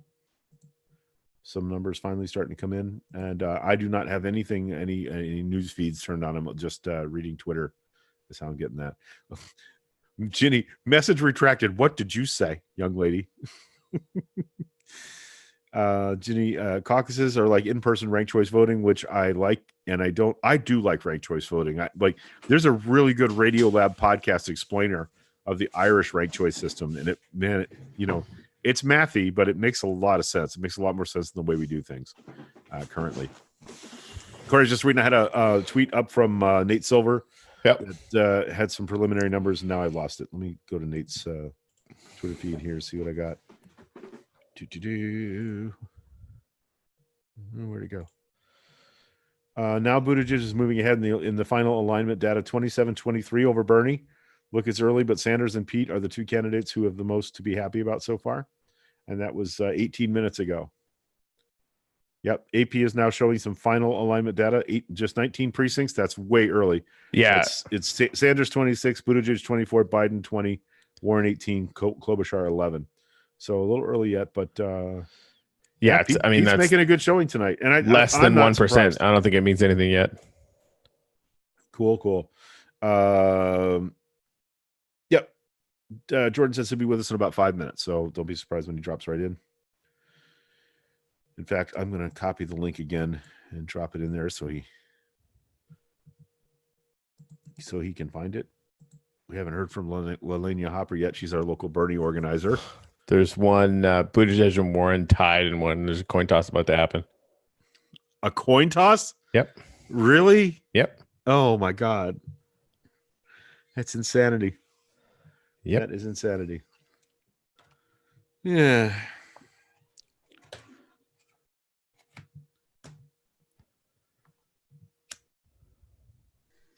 So for those of you that don't know, Corey and I do this little live show 3 days a week, Monday, Wednesday, Friday, 10 a.m. Eastern is our usual time. It's usually a lot of progressive politics and helping people find their way to not being gaslit by the current administration and how to get involved in their local campaigns to get things done. And you guys were all very, very supportive of me when I ran for mayor of my small town here in Florida. So if you are thinking of running for office anywhere, I would love to encourage you and and we would love to say your name on our show. So let us know if that happens. Wednesday is going to be the actual vote on impeachment. I'm not sure what time of day that's happening, but we should probably try to live stream that. Because I think it's important. Yeah. So it's just not like watching poll returns for a regular election here. Yeah, It's just not. Okay, I'm going to pull up a feed and see if I can run both things at once here, and I'll turn the volume down right away when it gets going. So bear with me while I get that straightened out.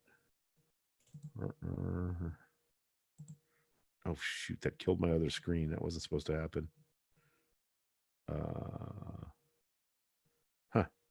Okay, now I've lost my second screen. Whenever I hit play on that, once in a while, it just shuts off my monitor. I have no idea why.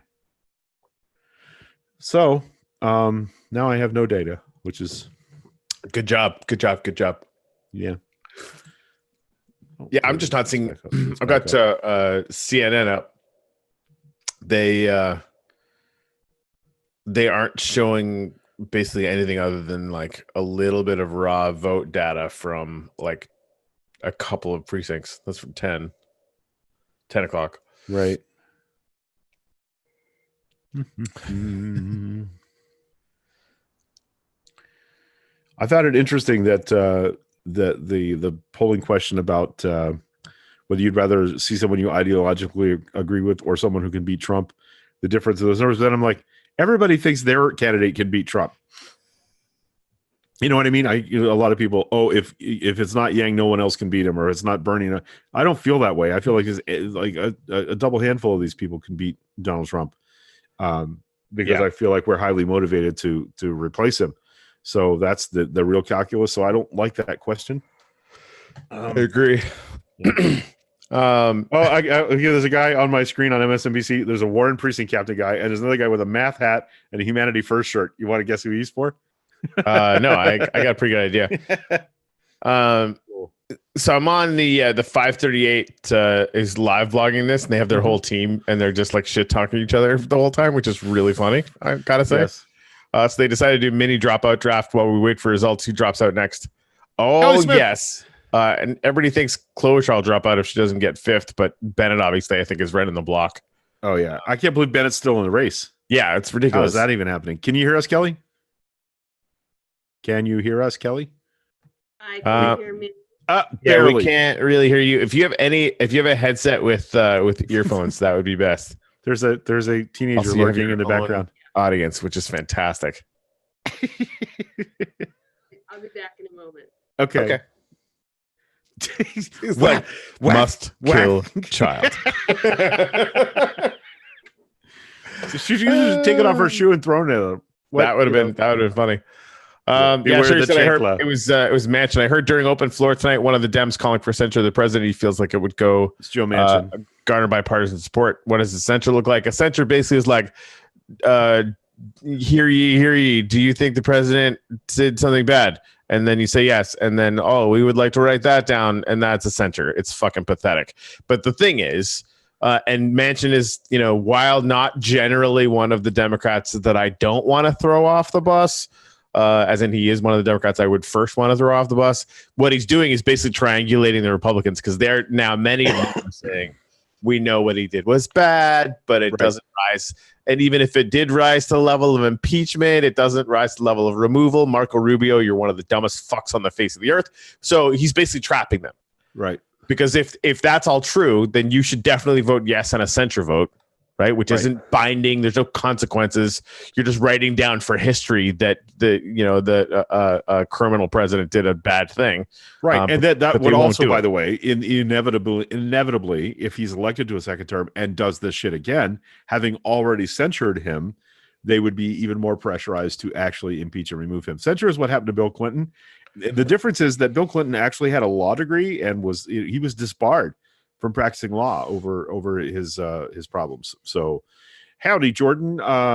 We don't see you on the video chat. So let's see. Oh, microphone, maybe? No, you're muted. Yeah, microphone only. Can you hear there he is. Welcome. Yep, now we got you.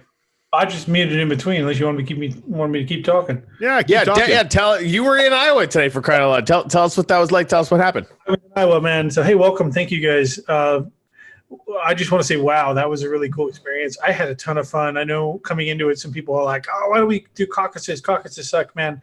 I wish more people could be there because that was, it's long and it's forever and it's long and it was like 2 hours long and that was long.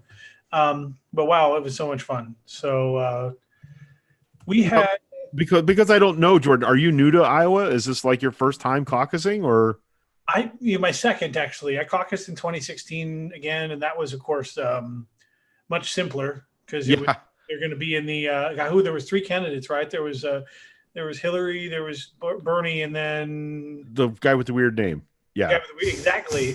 O'Malley, right? Is it O'Malley? Yes. That's a really weird name. That guy was so adorable. Yeah. O'Malley. Anyway, and it was very simple because of course he was immediately non-viable, and then they had to move elsewhere, and then they were all sad. The four people for O'Malley. Right. This was crazy, right? So you got how many viable candidates? None of which were Bloomberg, which I don't even think was even represented there. Steyer was not there. And I can't speak for all the precincts, but it was very interesting. In ours, Biden had like 3 dudes. And I think Corey already. I was caucusing for Yang, a big Yang fan. Right.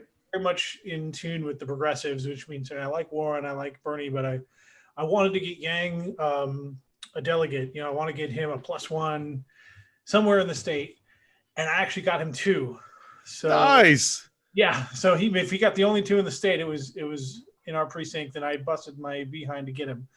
But, okay, so listen, I don't know if you heard this right before you came on, though. I read a tweet that said if Andrew Yang gets any delegates in the Iowa caucus, he would be the first Asian American to ever get a delegate in a presidential primary. So you, my friend, are responsible for making history tonight. Good. How cool is that? Oh, that's so cool. I was very committed coming in. I wanted to get him. I don't know if he's even my first choice. I'm a huge Bernie fan, but I wanted to get him in the race. I wanted to get him a delegate because we need his voice through this process.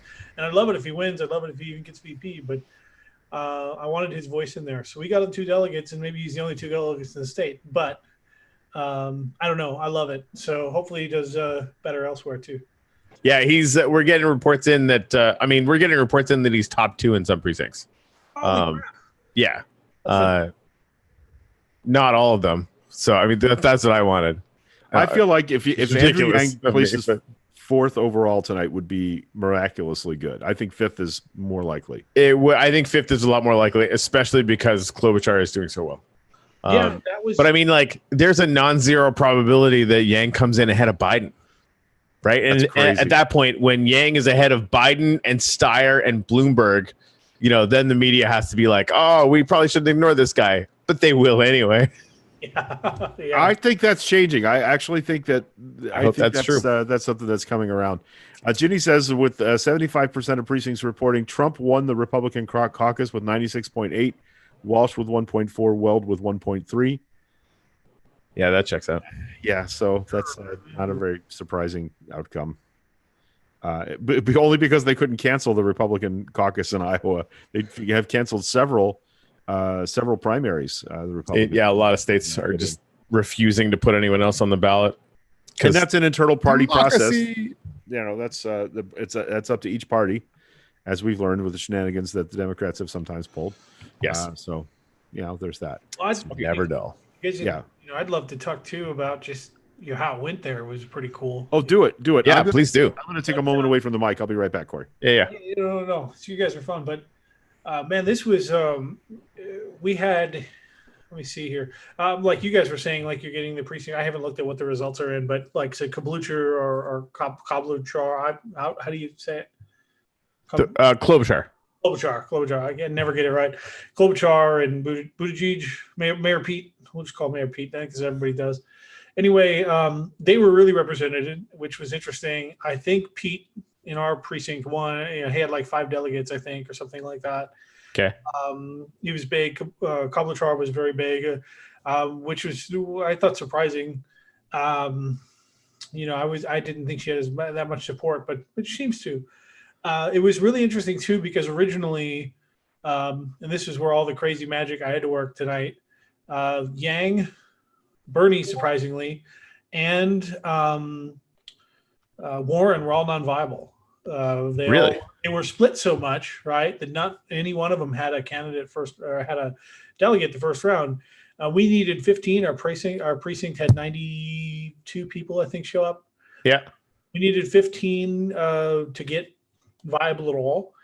And I think Yang had 8 or 9. Warren had, I think, 8. And then Bernie had 12. And I actually was able to convince the Bernie people to come over and join the Yang side. Nice. So we got Yang.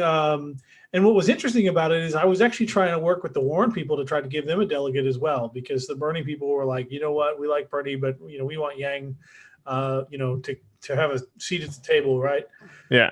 There was a whole lot of wheel and dealing I was doing. It was Nice. That's what I think was fun about it, right? I had 8 people and I turned it into 20 by the time we were done. As the Warren people, before I could get them to say, hey, maybe a couple of the Bernie people could go to Warren and we'll both have 14 or 15 or whatever to get viable. We'll have 2 progressive candidates. The whole flood of them went over to Yang and he got 2 delegates. Nice. So Warren ended up not getting any, and then Bernie didn't get any, unfortunately, but I got all the Bernie people to go to Yang to give him 2 delegates. So that was pretty cool. And then the Warren defectors, some of them came over. And then a bunch of them went to Pete. So I thought that was interesting. I think Pete's going to have a better night than I expected. Yeah. It was surprising. But it was interesting too, because Joe Biden had like 3 people. It was so tiny. Where in Iowa are you, Jordan? Northeast Iowa. I'm in the very up in the corner. Actually, it's in Winnebago County, which is way off in the corner of the state. But anyway, it was real interesting. Like I said, Biden had almost nothing, and his people, I think, all defected like before the first round. They just knew they weren't even going to get counted. So, and one of them actually went over to Yang. So the guy was like, Biden's my first choice, and Yang is my second, which I think I should have talked to him more, because I'd love to know his thought process. Right. Because Biden's like in the bottom of my choices. Yeah. Right. So I think that makes some sense, because Yang has pretty good crossover with, conservative, or what we would call moderate candidates. So that makes a little bit of sense. Yang transcends all politics. He's going to pull from everyone. It is very interesting. You're absolutely right, because he's got a very progressive platform, but at the same time, like you said, he's got crossover appeal, which is, I think, more than like Warren, who doesn't have very much crossover appeal, and then Bernie, who's a hit or miss. Yeah.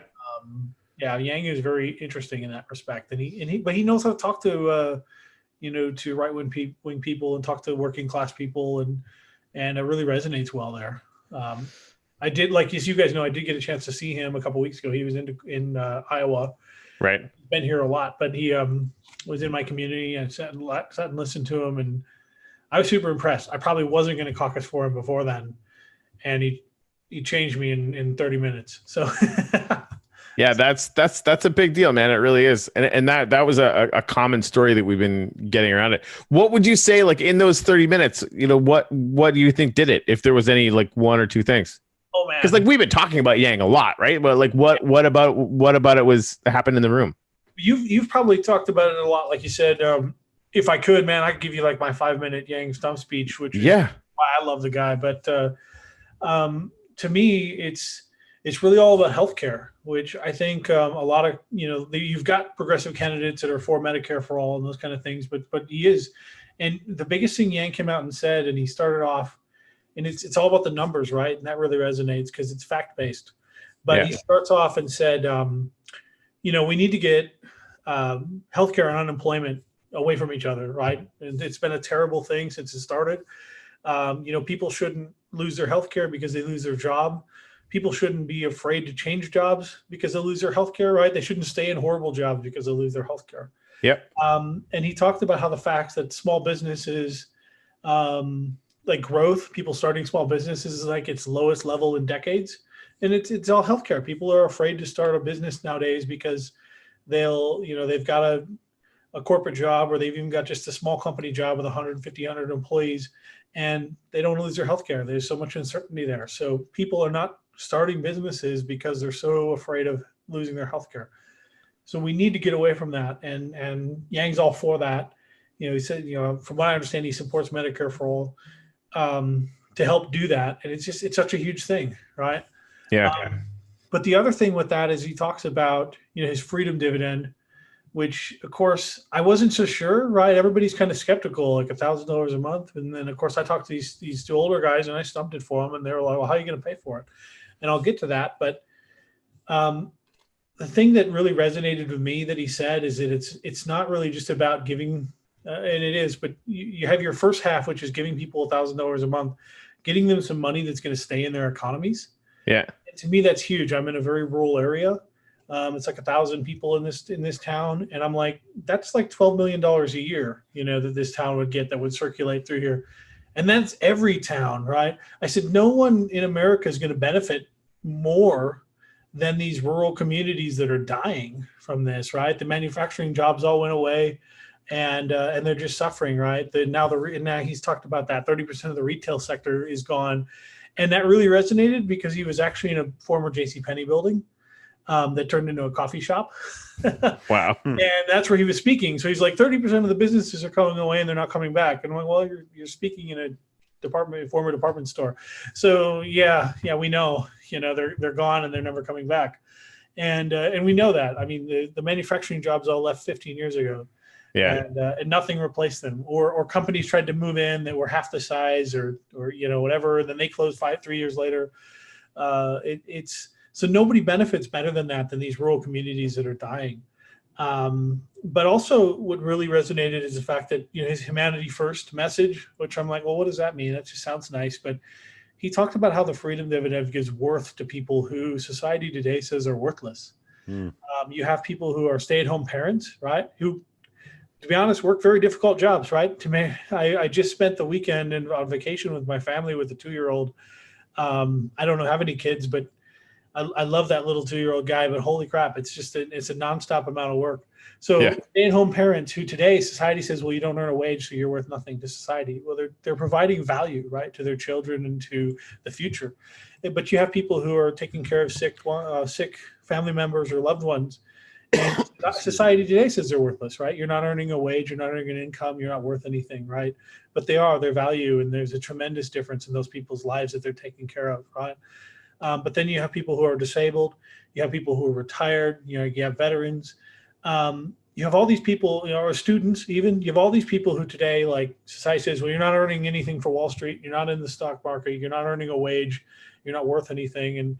And he says, well, this is helping put worth, to those people because they are providing value, they are helping society in ways that you can't quantify on Wall Street. And I was like, wow, it became his humanity first, this thing, and it was such an important thing. So those two things to me stood out. The rest of it, a lot of what he said, I thought was like, don't get me wrong, it was standard progressive fare. I'm like, I could have got it from Bernie, I could have got it from Warren, I could get it from a whole bunch of people, but like those two things were like, he's really onto something. And he talked about how he's going to pay for it. He made it really simple, right? You have companies like Amazon, Google, Apple, who are the largest companies in the world, and they're paying nothing in taxes, right? In fact, Amazon, I think, got 100 million back last year, in a refund, right? And you pay taxes, I pay taxes. It makes no sense that a company making hundreds of millions of dollars pays nothing, right? So I know he's talking about, getting that money back. All that money's flowing to Silicon Valley, and no one ever sees it again. And they're basically just chucking into wheelbarrows and caves like some kind of modern day dragon, right?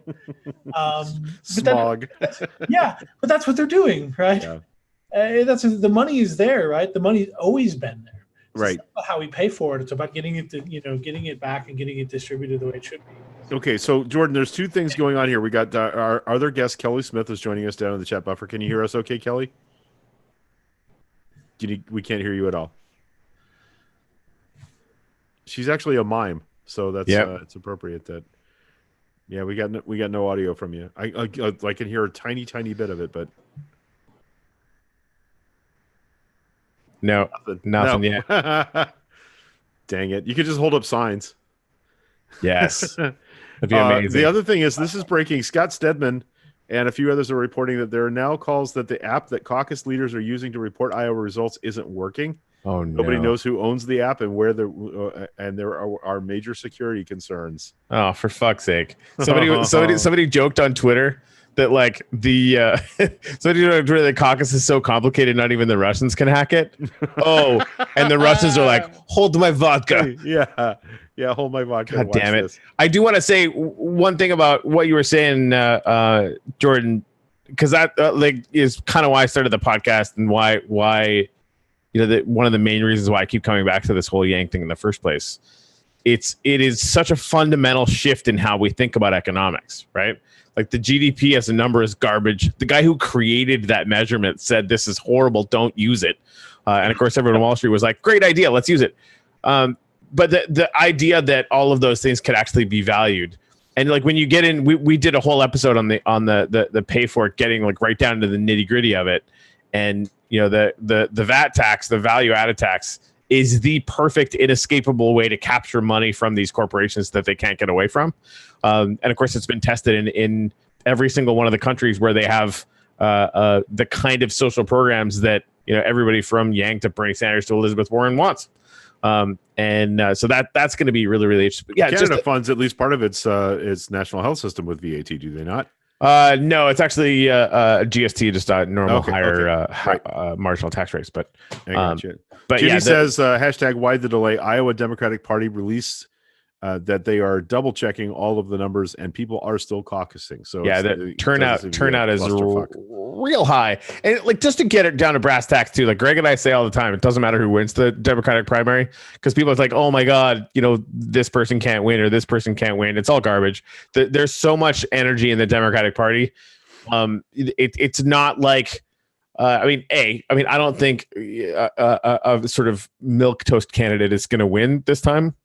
But I also think like I'm sorry to Amy Klobuchar because that's the first person I thought of. Anytime you hear Amy Klobuchar speak, she is an amazing human being, an amazing legislator, and about as charismatic as a freaking mud puddle. I disagree with that. Tries hard and Are you kidding me, dude? The second you hear her try and do whatever folksy jokes and then do it over and over and over and over and over again, it's not funny. It's not good. She's not charismatic in any way, like at all. Oh man, I'm sure that wherever she shows up with oatmeal raisin cookies, so she can't be a bad person. No, I didn't say she was a bad person. And wouldn't you rather have a president that brings cookies? Don't get me wrong. Please don't get me wrong. I'm saying she's not charismatic. I also said she was an amazing legislator, and I should have added and would have added she would make an amazing president. And I think that she would. And if she brought cookies, also good. Right? Trump is just grabbing women illegally by the pussy. She's actually bringing cookies. That's better, obviously. Hey, she beat Michelle Bachmann 3 times. That's true. She should get a gold star and a presidency just for that. Yeah. Kelly, give us a mic check. How you doing? Now she's frozen. God damn it. We just can't win with Kelly tonight. Jesus. Can't win with Kelly tonight. Gosh darn it. I was anxious to hear what she had to say. But my point was the turnout tonight could very well be indicative of the kind of wave that Greg and I keep talking about. The amount of energy that is going to be available for the Democratic Party could be, what's the word? Massive. Could be good. Could be good. Okay, well, that changed over. Now we'll see. Jordan, you still with us? I'm still with you guys. Yeah. Okay, cool. All right, cool. Our other guest is having some connection problem. Okay, let's try this again, Kelly. Oh, she's got the fancy headphones. Right? Still can't hear you. No. Dag nabbit. It looks so. There's a mute button on the screen. Have you hit the mute button on the screen on the Zoom chat app? I believe there's a mute button there. No, I don't see her muted on Zoom. So yeah, no. It's audio. Just bang them on the desk. I'm sure that'll work out. Just bang them on the desk. Whoops. Oh. Maybe she banged them on the desk. She probably shouldn't have done that. Maybe. Turns out that was bad. We can do tech support live. I don't know if she's back though, but yeah, Sherry said I almost want no cookies rather than oatmeal raisin. I can get behind that idea. I know. I don't know why oatmeal raisin cookies popped into my head. I mean, that's fair. I mean, also, Not like my favorite. It really does kind of sum Amy Klobuchar up, though, if you really want to get down to brass tacks. That was a Bernie meme a while back. It was something about like, go vote or I'll send everyone oatmeal raisin cookies. And then the reply after that was something like, I apologize for my outburst. I have to find it, but even explaining it is funny. No, it was pretty hilarious. That's pretty good. That is pretty funny. Oh, wait a minute. There's another Kelly Smith. Let's try it again. How about now? Whoa, we can hear you. All right, I had to use my phone, so. Okay. Well, it's working. But you know, I live with multiple gamers. We have like 800 of these. You'd think that one of them would work with my computer. You would think so. I think so. But you'd be wrong. So wrong. What's new? And I wanted to correct you. I hate to start by correcting. Oh, please. Amy Klobuchar doesn't bring cookies. She brings some hot tater tot dish. Oh, a hot dish. Yeah. That's the thing up there, isn't it? Like that's what you bring to all the covered dish suppers. That's good to know. I mean, I don't want to be going around spreading false information. Yeah, so, like, hot dish. Very important. Nothing. But I learned about hot dish from a Prairie Home Companion. So yeah, it's a thing. It's a thing. Yeah. I just nothing but accurate journalists. I just get the feeling that any cold day that you drop in at Amy Klobuchar's house, it smells like somebody is baking pies or cookies in the kitchen. I'm just absolutely sure of it. I'm sure of it too. Yep. That definitely makes sense. So yeah, we're still waiting for any kind of raw data. Kelly, tell us how you're doing. How's the campaign going? How is life? I haven't talked to you in a while. What's going on? Well, I don't have a campaign, so it's going very well. I know, but the whole time we've known you've been running for something. Well, you're running for something or helping other people run for things. Well, yeah. Sorry, my dog's gonna bust in. That's par for the course. Yeah, no, I'm working to get Democrats elected in Pasco County, and so that's where my focus has been. Right. We kicked off something on Saturday called the Blue Wave Coalition, and have a purposeful, organized structure moving forward to get the word out to Democrats, to get them to go vote. And just like super excited. We had practically standing room only at the Land O'Lakes Library. Nice. And, yes. And I hate saying this because I sound, like I'm making myself a big deal, which I'm not. But yes. But you'll appreciate this. There were, at least 25% of the people who were there on Saturday were people that I don't know or didn't recognize. So nice.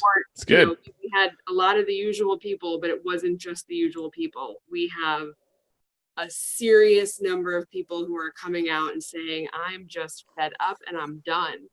And I'm going to go knock on doors and get these jerks out of here. So nice. Pretty awesome. So talk for a minute about this.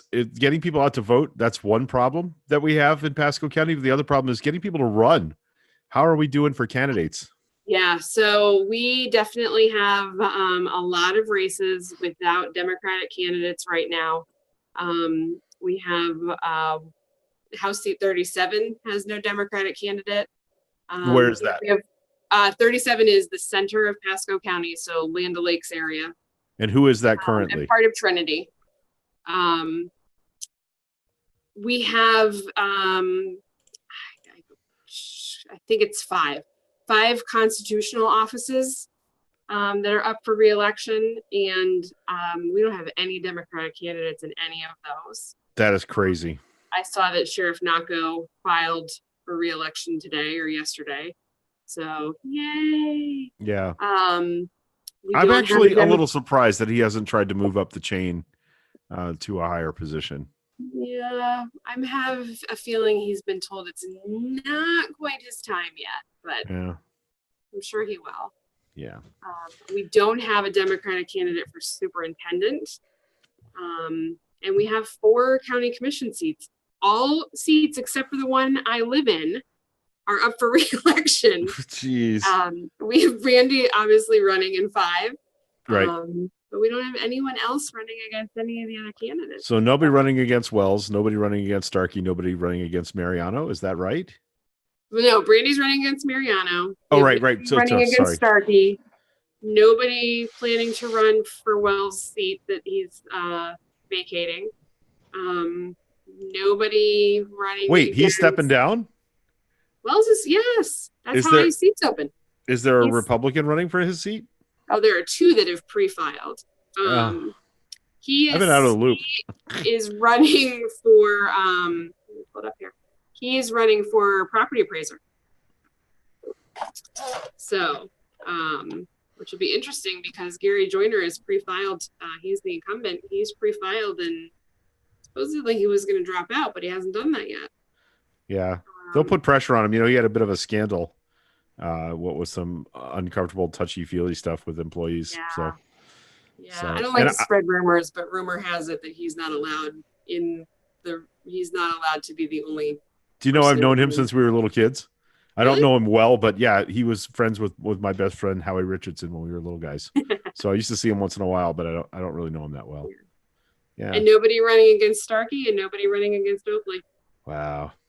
So. Oakley, I almost understand because he kind of stays out of the line of fire out there. Yeah, and he's definitely, on his billboards he's Ron Oakley, but out in his district he's Ronnie. So Right. Yeah. Well, he's a lifer. Okay, so what do we got, Corey? Anything new going on? I'm getting precinct by precinct stuff happening. Delegate breakdown in one precinct. Sanders got 2, Buttigieg got 2, Yang got 2, Warren got 1. Let me see. There's a couple more. In another one, Biden got 3, Sanders 2, Buttigieg 2, Yang 1. First alignment in a different one. We actually got in, but that's the thing. Like, it seems like the sort of top 5. It seems like there's a possibility that Yang's going to beat Biden in Iowa, which is like, that's crazy. That would be a huge thing. Even if he's not that high in the total, beating Biden in Iowa would be insane, right? And so then it looks like Buttigieg really seems like he's outperforming, which we kind of expected. I've been seeing snippets that Warren is still doing good, and that Bernie might be underperforming expectations, but expectations were that he was going to win pretty solidly. I saw somebody make the point earlier today that the difference between now and 2016 is in 2016 it was Hillary and it was Bernie, and that was it, right? Right. Yeah. But this time he's got to split that progressive vote at least 3 ways. So I don't think anybody was expecting him to run away with it in Iowa. But yeah, I mean, if he's doing worse than 2016, that shouldn't surprise anybody because the vote is split 5 ways. Oh yeah, no, nobody was expecting him to get 49% of the vote. I mean that, but if he comes away with 30, now granted, with the needing 15% to get viable or whatever, and then with the final alignments the way they can go, it'll be interesting. Yeah, I think part of what's hard, I just wanted to add with that, is that he was basically the de facto front runner on all the later polls. Yeah, which I think meant I don't have to show up because he's the front runner anyway, so it doesn't matter. Right. Which is that kind of hurt 2016 too for Hillary, the general. But I agree. I definitely, because what we thought, I was actually working with the Bernie precinct captain, and he was like, I expected 150 people to be here with a whole bunch of students, and there was 10 students. The turnout was awful. And this was in a college. This was actually in the student center of the community college. And I'm like, where are these people? Right? Where are these hundreds of students? They just weren't there. So I think if they were being, it's hard. I think Bernie will do well later, especially New Hampshire, right? Because it's so close to Vermont. But I think part of being that front runner of the polls hurts. I definitely think so, because I think people were like, okay, cool, he's a front runner, so my job is done, right? Which is terrible, but I truly believe, I think that's what happened tonight. I've been watching the MSNBC polling that they've been doing, and I'm fascinated that Medicare for All is polling really, really well. In this primary, I think it's 66% yes to Medicare for all, which is pretty good across the spectrum. I just think people are so frustrated by healthcare costs and continuing to rise. And it's the number one issue in the exit polling. It has to be. You know, like what everything that Jordan was talking about with Yang, I agree with completely. We in our country should not be, our innovation should not be hamstrung because people are afraid of losing their health insurance. It's ridiculous. Yeah. We're being held hostage by by those companies and by the insurance companies. I remember the first time I talked to somebody who was thinking about changing their job. I'm like, why wouldn't you just do it? And that's what they said. They said, you know, I would lose my healthcare if I did that. I'm like, you realize that no one in Canada has ever had that thought in their head ever one time, right? Like it was astounding to me because I couldn't believe that any country would be that silly. And that was the best thing I found out about your healthcare system. Yeah, it did not get better. You know, and there's. Oh, go ahead, Jordan. I just wanted to add to with that, you know, and just to, you know, bring it in, but you know, medical bankruptcy is the number one form of bankruptcy in this country, which is just insane, right? And then you have, you know, it's something like 85 or 95%. It's an insane number of GoFundMe's are started over healthcare costs, and to me, it just to think about the fact that in this country, you're like, oh, we have good healthcare, as in like you'll get treated, but you have a life-threatening or a very terrible illness or condition, and you can get treated or cured of that. But financially, you're ruined for the rest of your life, right? That's what's happened to me. You know, I had my first heart attack at 34, and I have struggled financially ever since. Yeah, sorry. I had a 20-minute doctor's appointment on Friday, and 15 minutes of that was spent with me and my healthcare provider and my prescription drug app going, nope, that one, I'd love to take that, but that's $400 a month. Nope, that one's not any better. So rather than spending your time discussing your care, you're discussing what you can afford. That's insane. Medication I couldn't afford to take. Yes. That's insane. And you know what's horrible? And doctors are frustrated and nurses are frustrated and they're burned out because that's what they deal with all day long. Yeah. The people who are withholding coverage or they have to fight coverage, they're fighting what they can afford, right? They're saying, okay, you need this and this will make you better, but I can't afford it. So we have to decide something else, or I have to ration it. And then it doesn't do what it does supposed to do. There's a vector in the opiate problem that is concerned with that, because there's basically two ways to solve a pain problem, and it's either medication or surgery. Especially when we're talking about, you know, about orthopedic problems like back problems or knee pain or hip pain.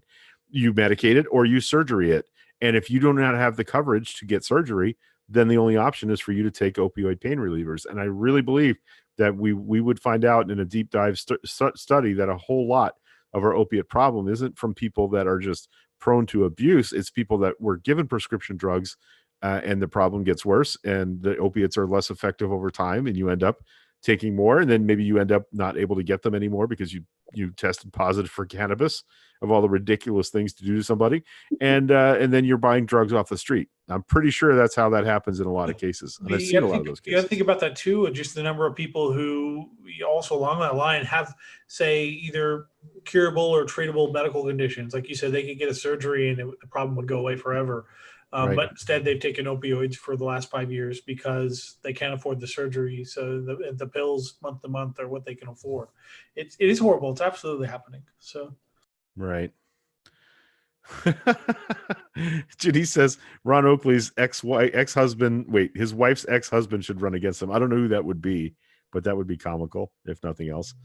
She also says the amount of coin tossing I'm seeing on Twitter is Caucus crazy. Warren says his MS drugs were $1,500 a month. $1,500 a month. It's insane. That's more than my total income.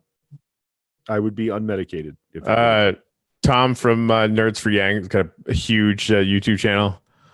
Said, I'm hoping this isn't like the DM register poll suppression where a media favorite candidate does worse than Yang. So the answer is check accuracy, because Iowa results are delayed as officials check the accuracy.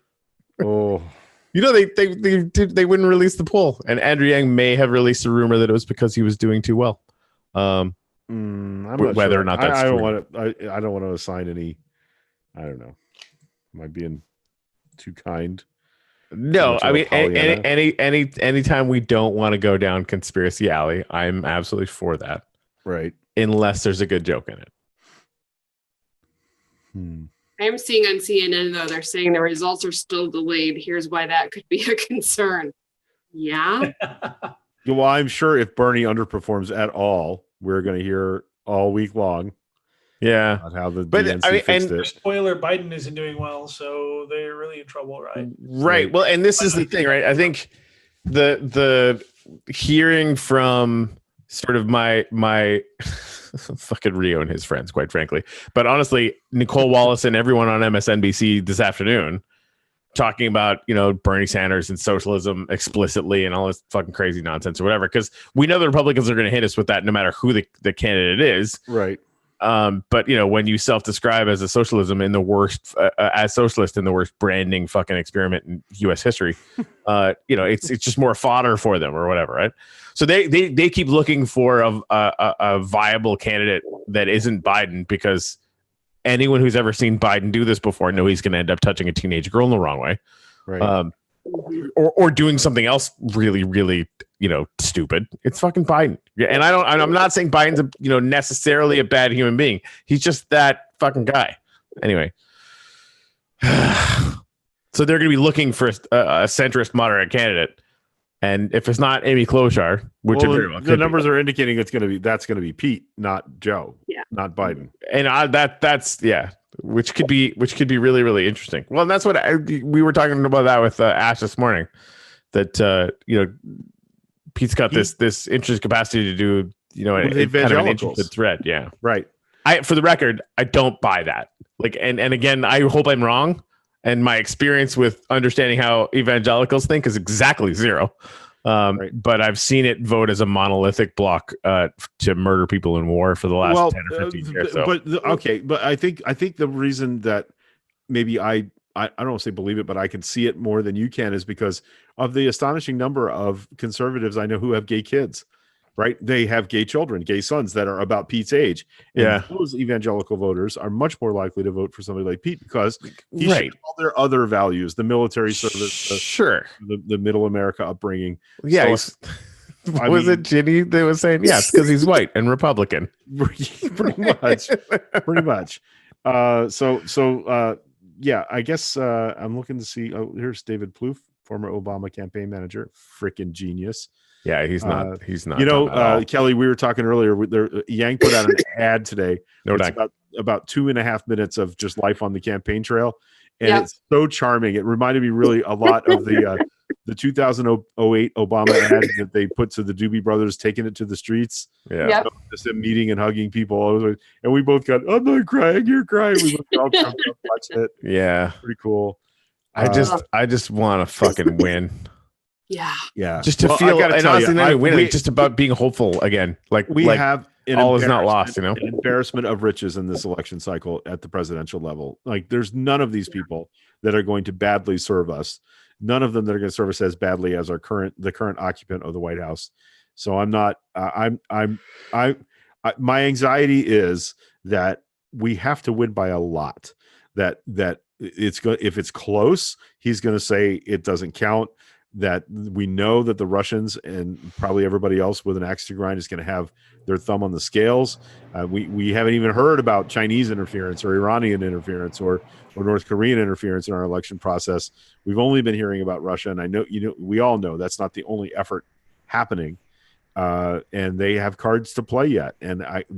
So I think unless it's an overwhelming, resounding victory. Which is possible. But I thought we could coast because he's such a bad president. But if they don't even believe that he doesn't play golf or that he plays golf, if that's where their heads are at, we have a lot of work to do to make sure that everybody else isn't buying into any of that. So that's the cue for Kelly to talk about knocking doors in our community. Why, yes, we have plenty of ways for you to knock doors in our community.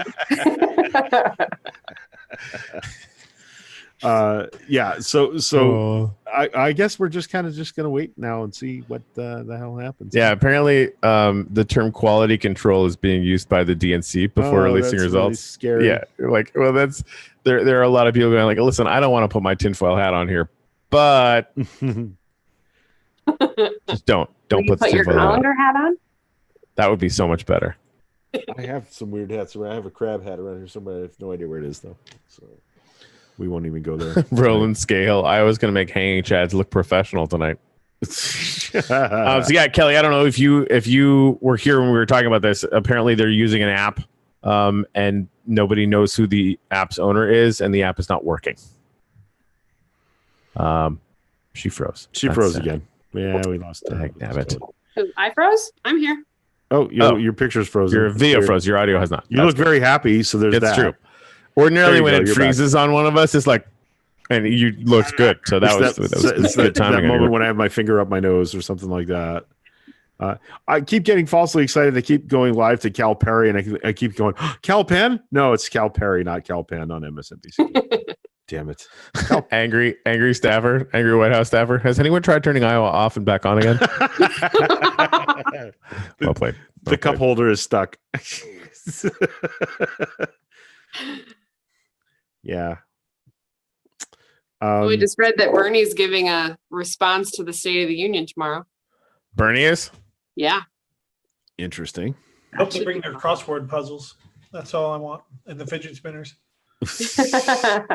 Yeah, because some of the Senate members were playing with fidget spinners during the House manager's work last week. Yeah, during a real show of maturity. Yep. So I honestly think like just the Democrats should just show up with a whole bunch of crossword puzzles and just do it. Yep. Yeah, 100%. Or, I mean, they walked out of impeachment. I mean, I know they'll never do it because they have too much class, but they should. Or stand up and just yell, "You lie!" But I don't know. Yeah, I mean that like they should stand up and yell, "You lie!" for every lie he's told just in the last 4 months. Yeah, which of course would be for an hour. They might not have enough time. You're right. I feel like I kind of have to watch the State of the Union speech because I can't look away from a train wreck. I don't know. I feel like he's going to say some awful, awful, awful things tomorrow. And I don't want anybody later to say he didn't. He didn't say that. Can confirm. Yeah. Integrity of the results is paramount, says the Iowa Democratic Party. Boy. Integrity is paramount. Means the candidates we want to win aren't doing that well, so we got to double count again. Man, if we start running into voting machine problems in every state, I'm terrible. That's and honestly so much. Yeah, nothing will help Trump more than having any Democrats distrust the results. Yeah. Like he's already screaming about that, right? Like, oh, Bernie's going to get robbed, yada yada yada. He sees exactly where the division line is in the Democratic Party, and he's going to start cutting at it. Right, and Putin has said that sowing seeds of discord within the United States election process is our goal. My dog's getting rowdy. I'll be back. All right. What's the dog's name? Phoebe. Oh, so pretty. Phoebe. It's a bit of a pit bull nose. Yeah. That's Duchess Phoebe Staffordshire of Labrador. All right. Well, of course you have a ridiculous dog name. She may or may not have her own Instagram page. That's awesome. Go find that. All right. I'll be right back. All right. Yeah, I'm not sure we're going to get any results tonight, Corey. Yeah, and again, I think you might be right. One Yang Gang Christians, Pastor Stephen Brors. We won my precinct out of 9 delegates. We got 5. We had 15 Yang Gang out of 34 caucus goers. Right. Dang, good stuff. I mean, that's not bad. Yeah, they're probably not going to have it figured. I think the big thing tonight is obviously Bernie. Seems to be really underperformed over some of the polls. Yang is doing amazing. Considering there was a scare he wouldn't even get any delegates. Right, the early Twitter stuff was like if he gets one delegate, right? Even 538 was wasn't 538, but I was reading some of the Reddit comments for the 538 subreddit, and somebody was like, maybe Yang will get +1 in a few precincts. Right. So he's doing much better, and that's great because that momentum, he needs that momentum. So that's awesome. That's what I came out here to do tonight, and yeah, seriously, dude. Awesome. Thank you so much for that. Did you? David Plouffe just said I may be witnessing the last Iowa caucus. What's that? Say it again. David Plouffe just said I may be witnessing the last Iowa caucus. Yeah, there's a lot of unhappiness in the Twitter sphere about this. Ruby Kramer reports there's a technical issue with the Iowa results reporting. hearing from multiple campaigns that the Iowa Democratic Party is sending a tech staffer to the shared boiler room in Des Moines, where the campaigns have staff headquartered to brief them momentarily on what's going on. And if we find out that this is tampering, this is some sort of an operation. Chances are it's just a shitty app. But if they bought a shitty app, now granted, like Iowa's run by Republicans, right? So if they bought, now the Democratic Party would probably be running this, not Republicans. But like that's the thing, like Democratic Party. Yeah. Okay. Yeah. But you think about it, so this app they probably tested it and think, oh yeah, it works. But now you got 99 counties in Iowa. I don't know how many precincts, 7, 10, 20 maybe in each county. You got there's 1,800 precincts. Oh, 1,800. Yeah, perfect. Right. So now all of a sudden 1,800 users are trying to log in and report all their numbers, and it's not just one set of numbers, right? They have all these candidates. They got the first round, they got the second round. So each one of them is loading up a ton of data. Yeah. Right. I'm sure they tried it with two people loading it at a time and thought, oh, that's cool, and then didn't realize 1,800 people are going to log in and do it. Yeah. Hey, Occam's razor dictates that their app is just breaking. Here's something funny and a zingy comeback. Noted asshat Ben Shapiro. The right to vote should require some sort of a minimum level of knowledge. David Corn replied, "What, like knowing where Kansas City is?" Being able to spell hamburgers. Yeah, that would be. Yeah. Yes. How to brew Kofife. I forgot how he was pronouncing it. That's interesting. Apparently, Yang was viable in the 20 out of the first 30 reporting precincts. That's awesome. Yeah, Matt, I was talking about the integrity of the results being paramount. You fucking think so? Do we want to try streaming it for a bit? I don't know. What do you think? Yeah, we can do that. Kelly, unless you have because you're legit. And do you want to say anything right now, or should I just turn these weirdos on?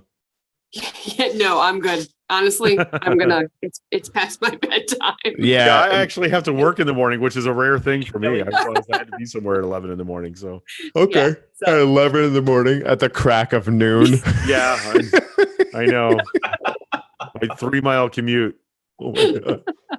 How are you going to manage yourself, Greg? Oh my I actually have to drive past Starbucks to get there. It's awful. I work from home. It's pretty terrible. About 1 PM, I had to put on pants. Oh no! See, yeah, no, you're preaching to the choir here, man. Yeah. Only on days when I think that the UPS guy's going to show up or something. Confirm. All right. Well, Kelly, thanks for dropping in with us tonight. We really appreciate it. You are awesome. Absolutely. George, we're going to start playing the MSNBC feed here for a little bit and hear what's going on. That's cool, man. I'm just going to watch. I'm going to jump off then too. Thank you. All right, man. Thanks for joining us, Thank you so much for coming on and filling us in on everything. Yeah, appreciate it. All right, here we go. Let's see what's MSNBC is probably just getting smashed on this live feed. Holy shit, that's romance. I'll talk you out of them in a minute. So there is Biden quarters on the left. We're going to do some check-ins when we come back at the top of the hour here after what is our last break for this hour. This is extraordinary. And usually, by the way, there's kind of a loose order of speeches. I think the minute we get raw numbers, they're all coming out. And in what we have in the newfangled DVR in the control room, we're going to have to tape simultaneous speeches and then replay the portions of all of them. Anyway, we'll be back with all of that at the top of the hour. Oh, just time for a commercial. Just in time for a commercial. Good awesome job, sauce. That's that we rule. More band decided in the last few days. That doesn't. Who cares about that? Whew. Sue said, "I've enjoyed caucusing with you all. Thanks for all the laughs." I mean, that's why we're here. Yes. Lori said, "I heard Amy was doing really well. I've heard that as well. That Amy Klobuchar is doing quite well." Which, for the record, like I know, I've seen some Amy Klobuchar speeches that I really like, but I see way more where she's trying to be funny, and it's the worst. Yeah, but no. Hold on. Let me back up.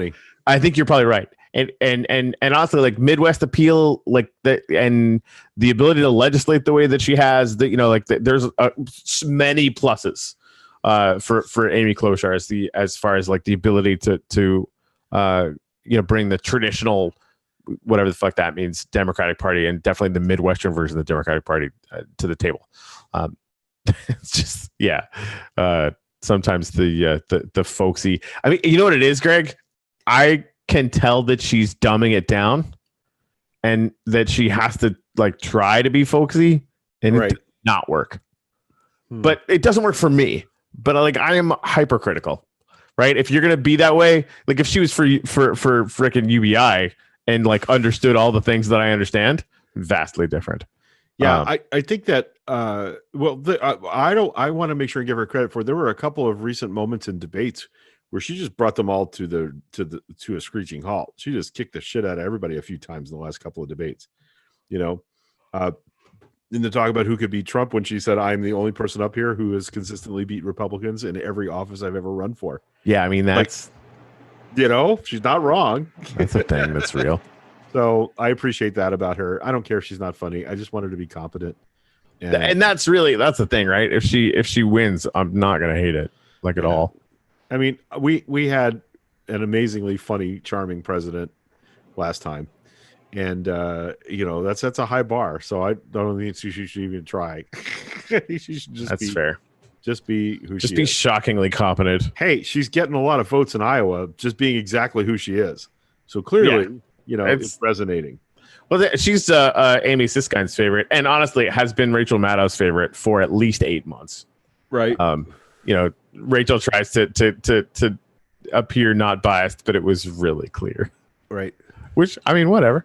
And again, and I think Casey Marion has said things to this effect as well. Like, you look at the legislative record, accomplishments. She's gotten more legislation passed than Bernie has in the last 10 years. No, she has more than everyone else combined who's running. Pretty amazing, right? Like that's it's real, right? Okay, Sherry, I'm not following at D Radio. She may be in the wrong chat buffer. I'm not sure. Yeah, right. What's that? Sherry Bernie, what are you doing? Yeah, I don't even want to speculate. I don't really know how to process that. I guess we'll find out. Yeah, you know what? I might just pass out. How pathetic is that? Yeah, maybe we should wrap it up and just go sit on the couch and watch this for a while. Because I know I do have to get up in the morning and start getting ready to do work stuff. All right, party animals. Yeah. All right, well, I got to drink some more water.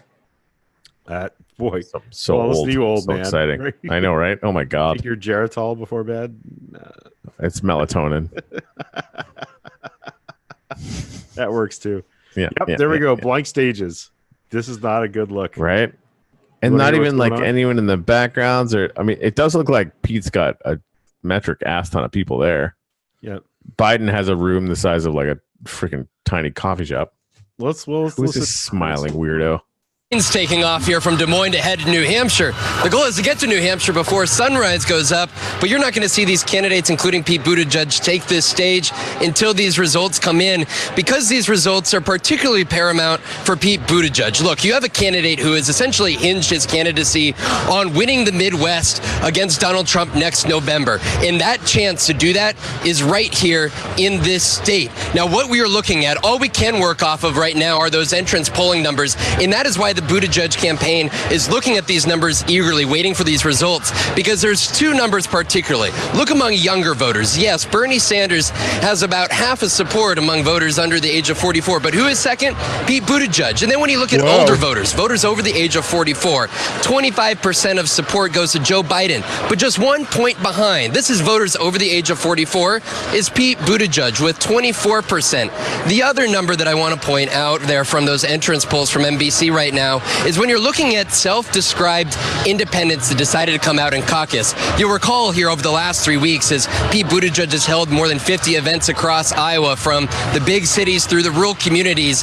He has contended that he could bring independents and Republicans in November to help him beat Donald Trump here in Iowa, a state that went for Trump by 10 percentage points just 4 years ago. So that's why when you look at those entrance polls among independents, self-described independents, Bernie Sanders is at 33%. But 4 years ago, Bernie Sanders had 69%, but Pete Buttigieg is just barely behind Bernie Sanders, which suggests that there was an increase in more moderate independents that turned out into this race. Whether it's enough in these areas is the question. I should note, a Buttigieg aide just told me that they were looking at particularly these suburbs. They said that they were viable in more than 90% of suburbs, and when they were looking at these rural counties, they surpassed their expectation numbers in these areas. Of course, this is premature. We need to wait for those results for the Iowa Democratic Party. But at least from the Buttigieg camp right now, they're looking at these entrance poll numbers and what they're getting back from these more than 1,700 precincts, and their precinct captains and organizers in these areas, and they're looking at these numbers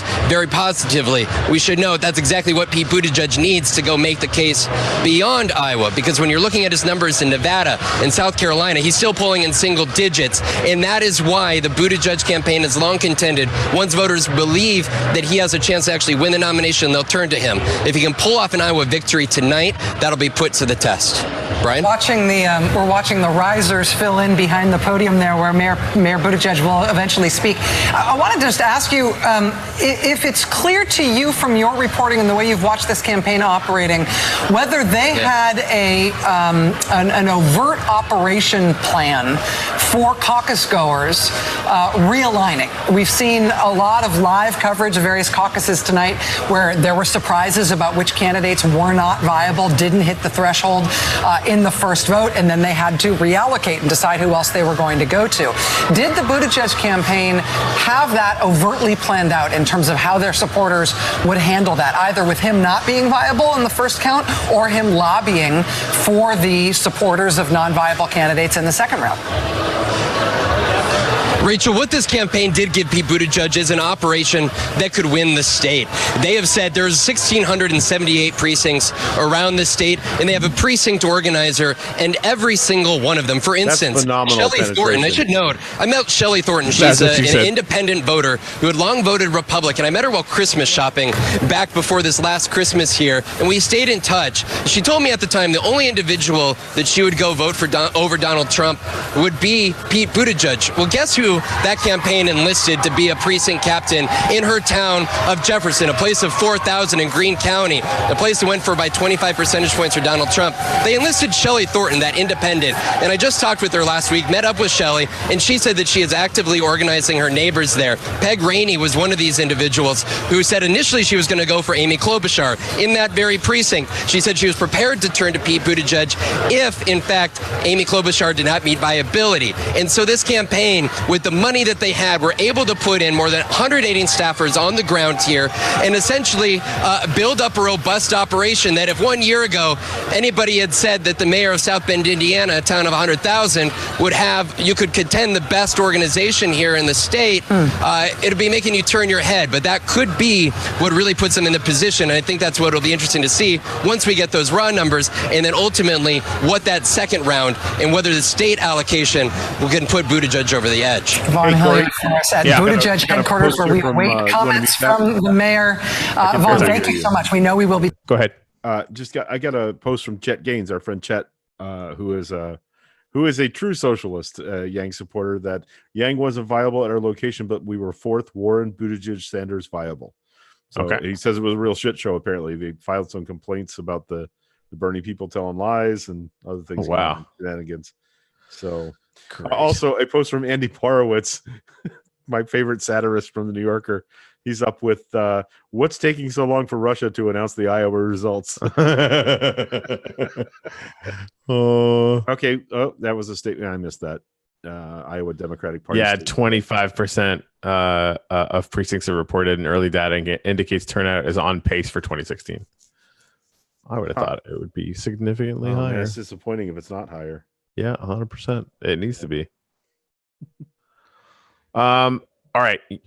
So do you want to keep this on for a little bit? No, I'm good to go. Let's go ahead and pull the plug and get some. I gotta take the dogs down and go to the bathroom and stuff. All right. I know everyone's super curious about that. Yeah, I totally was. So all right, well, yeah, I guess we'll see how the cookie crumbles. You can see how the cookie bounces. You can dump out of the screen there, so we can unshare that. All right, guys, thank you very much for joining us tonight. We had a great time. We're gonna get the hell out of here and go sit on the couch and watch some of this.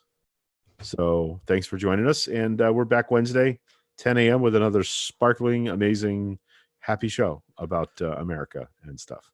Sasquatch is as viable as Andrew Yang tonight. Yeah, Sasquatch is viable.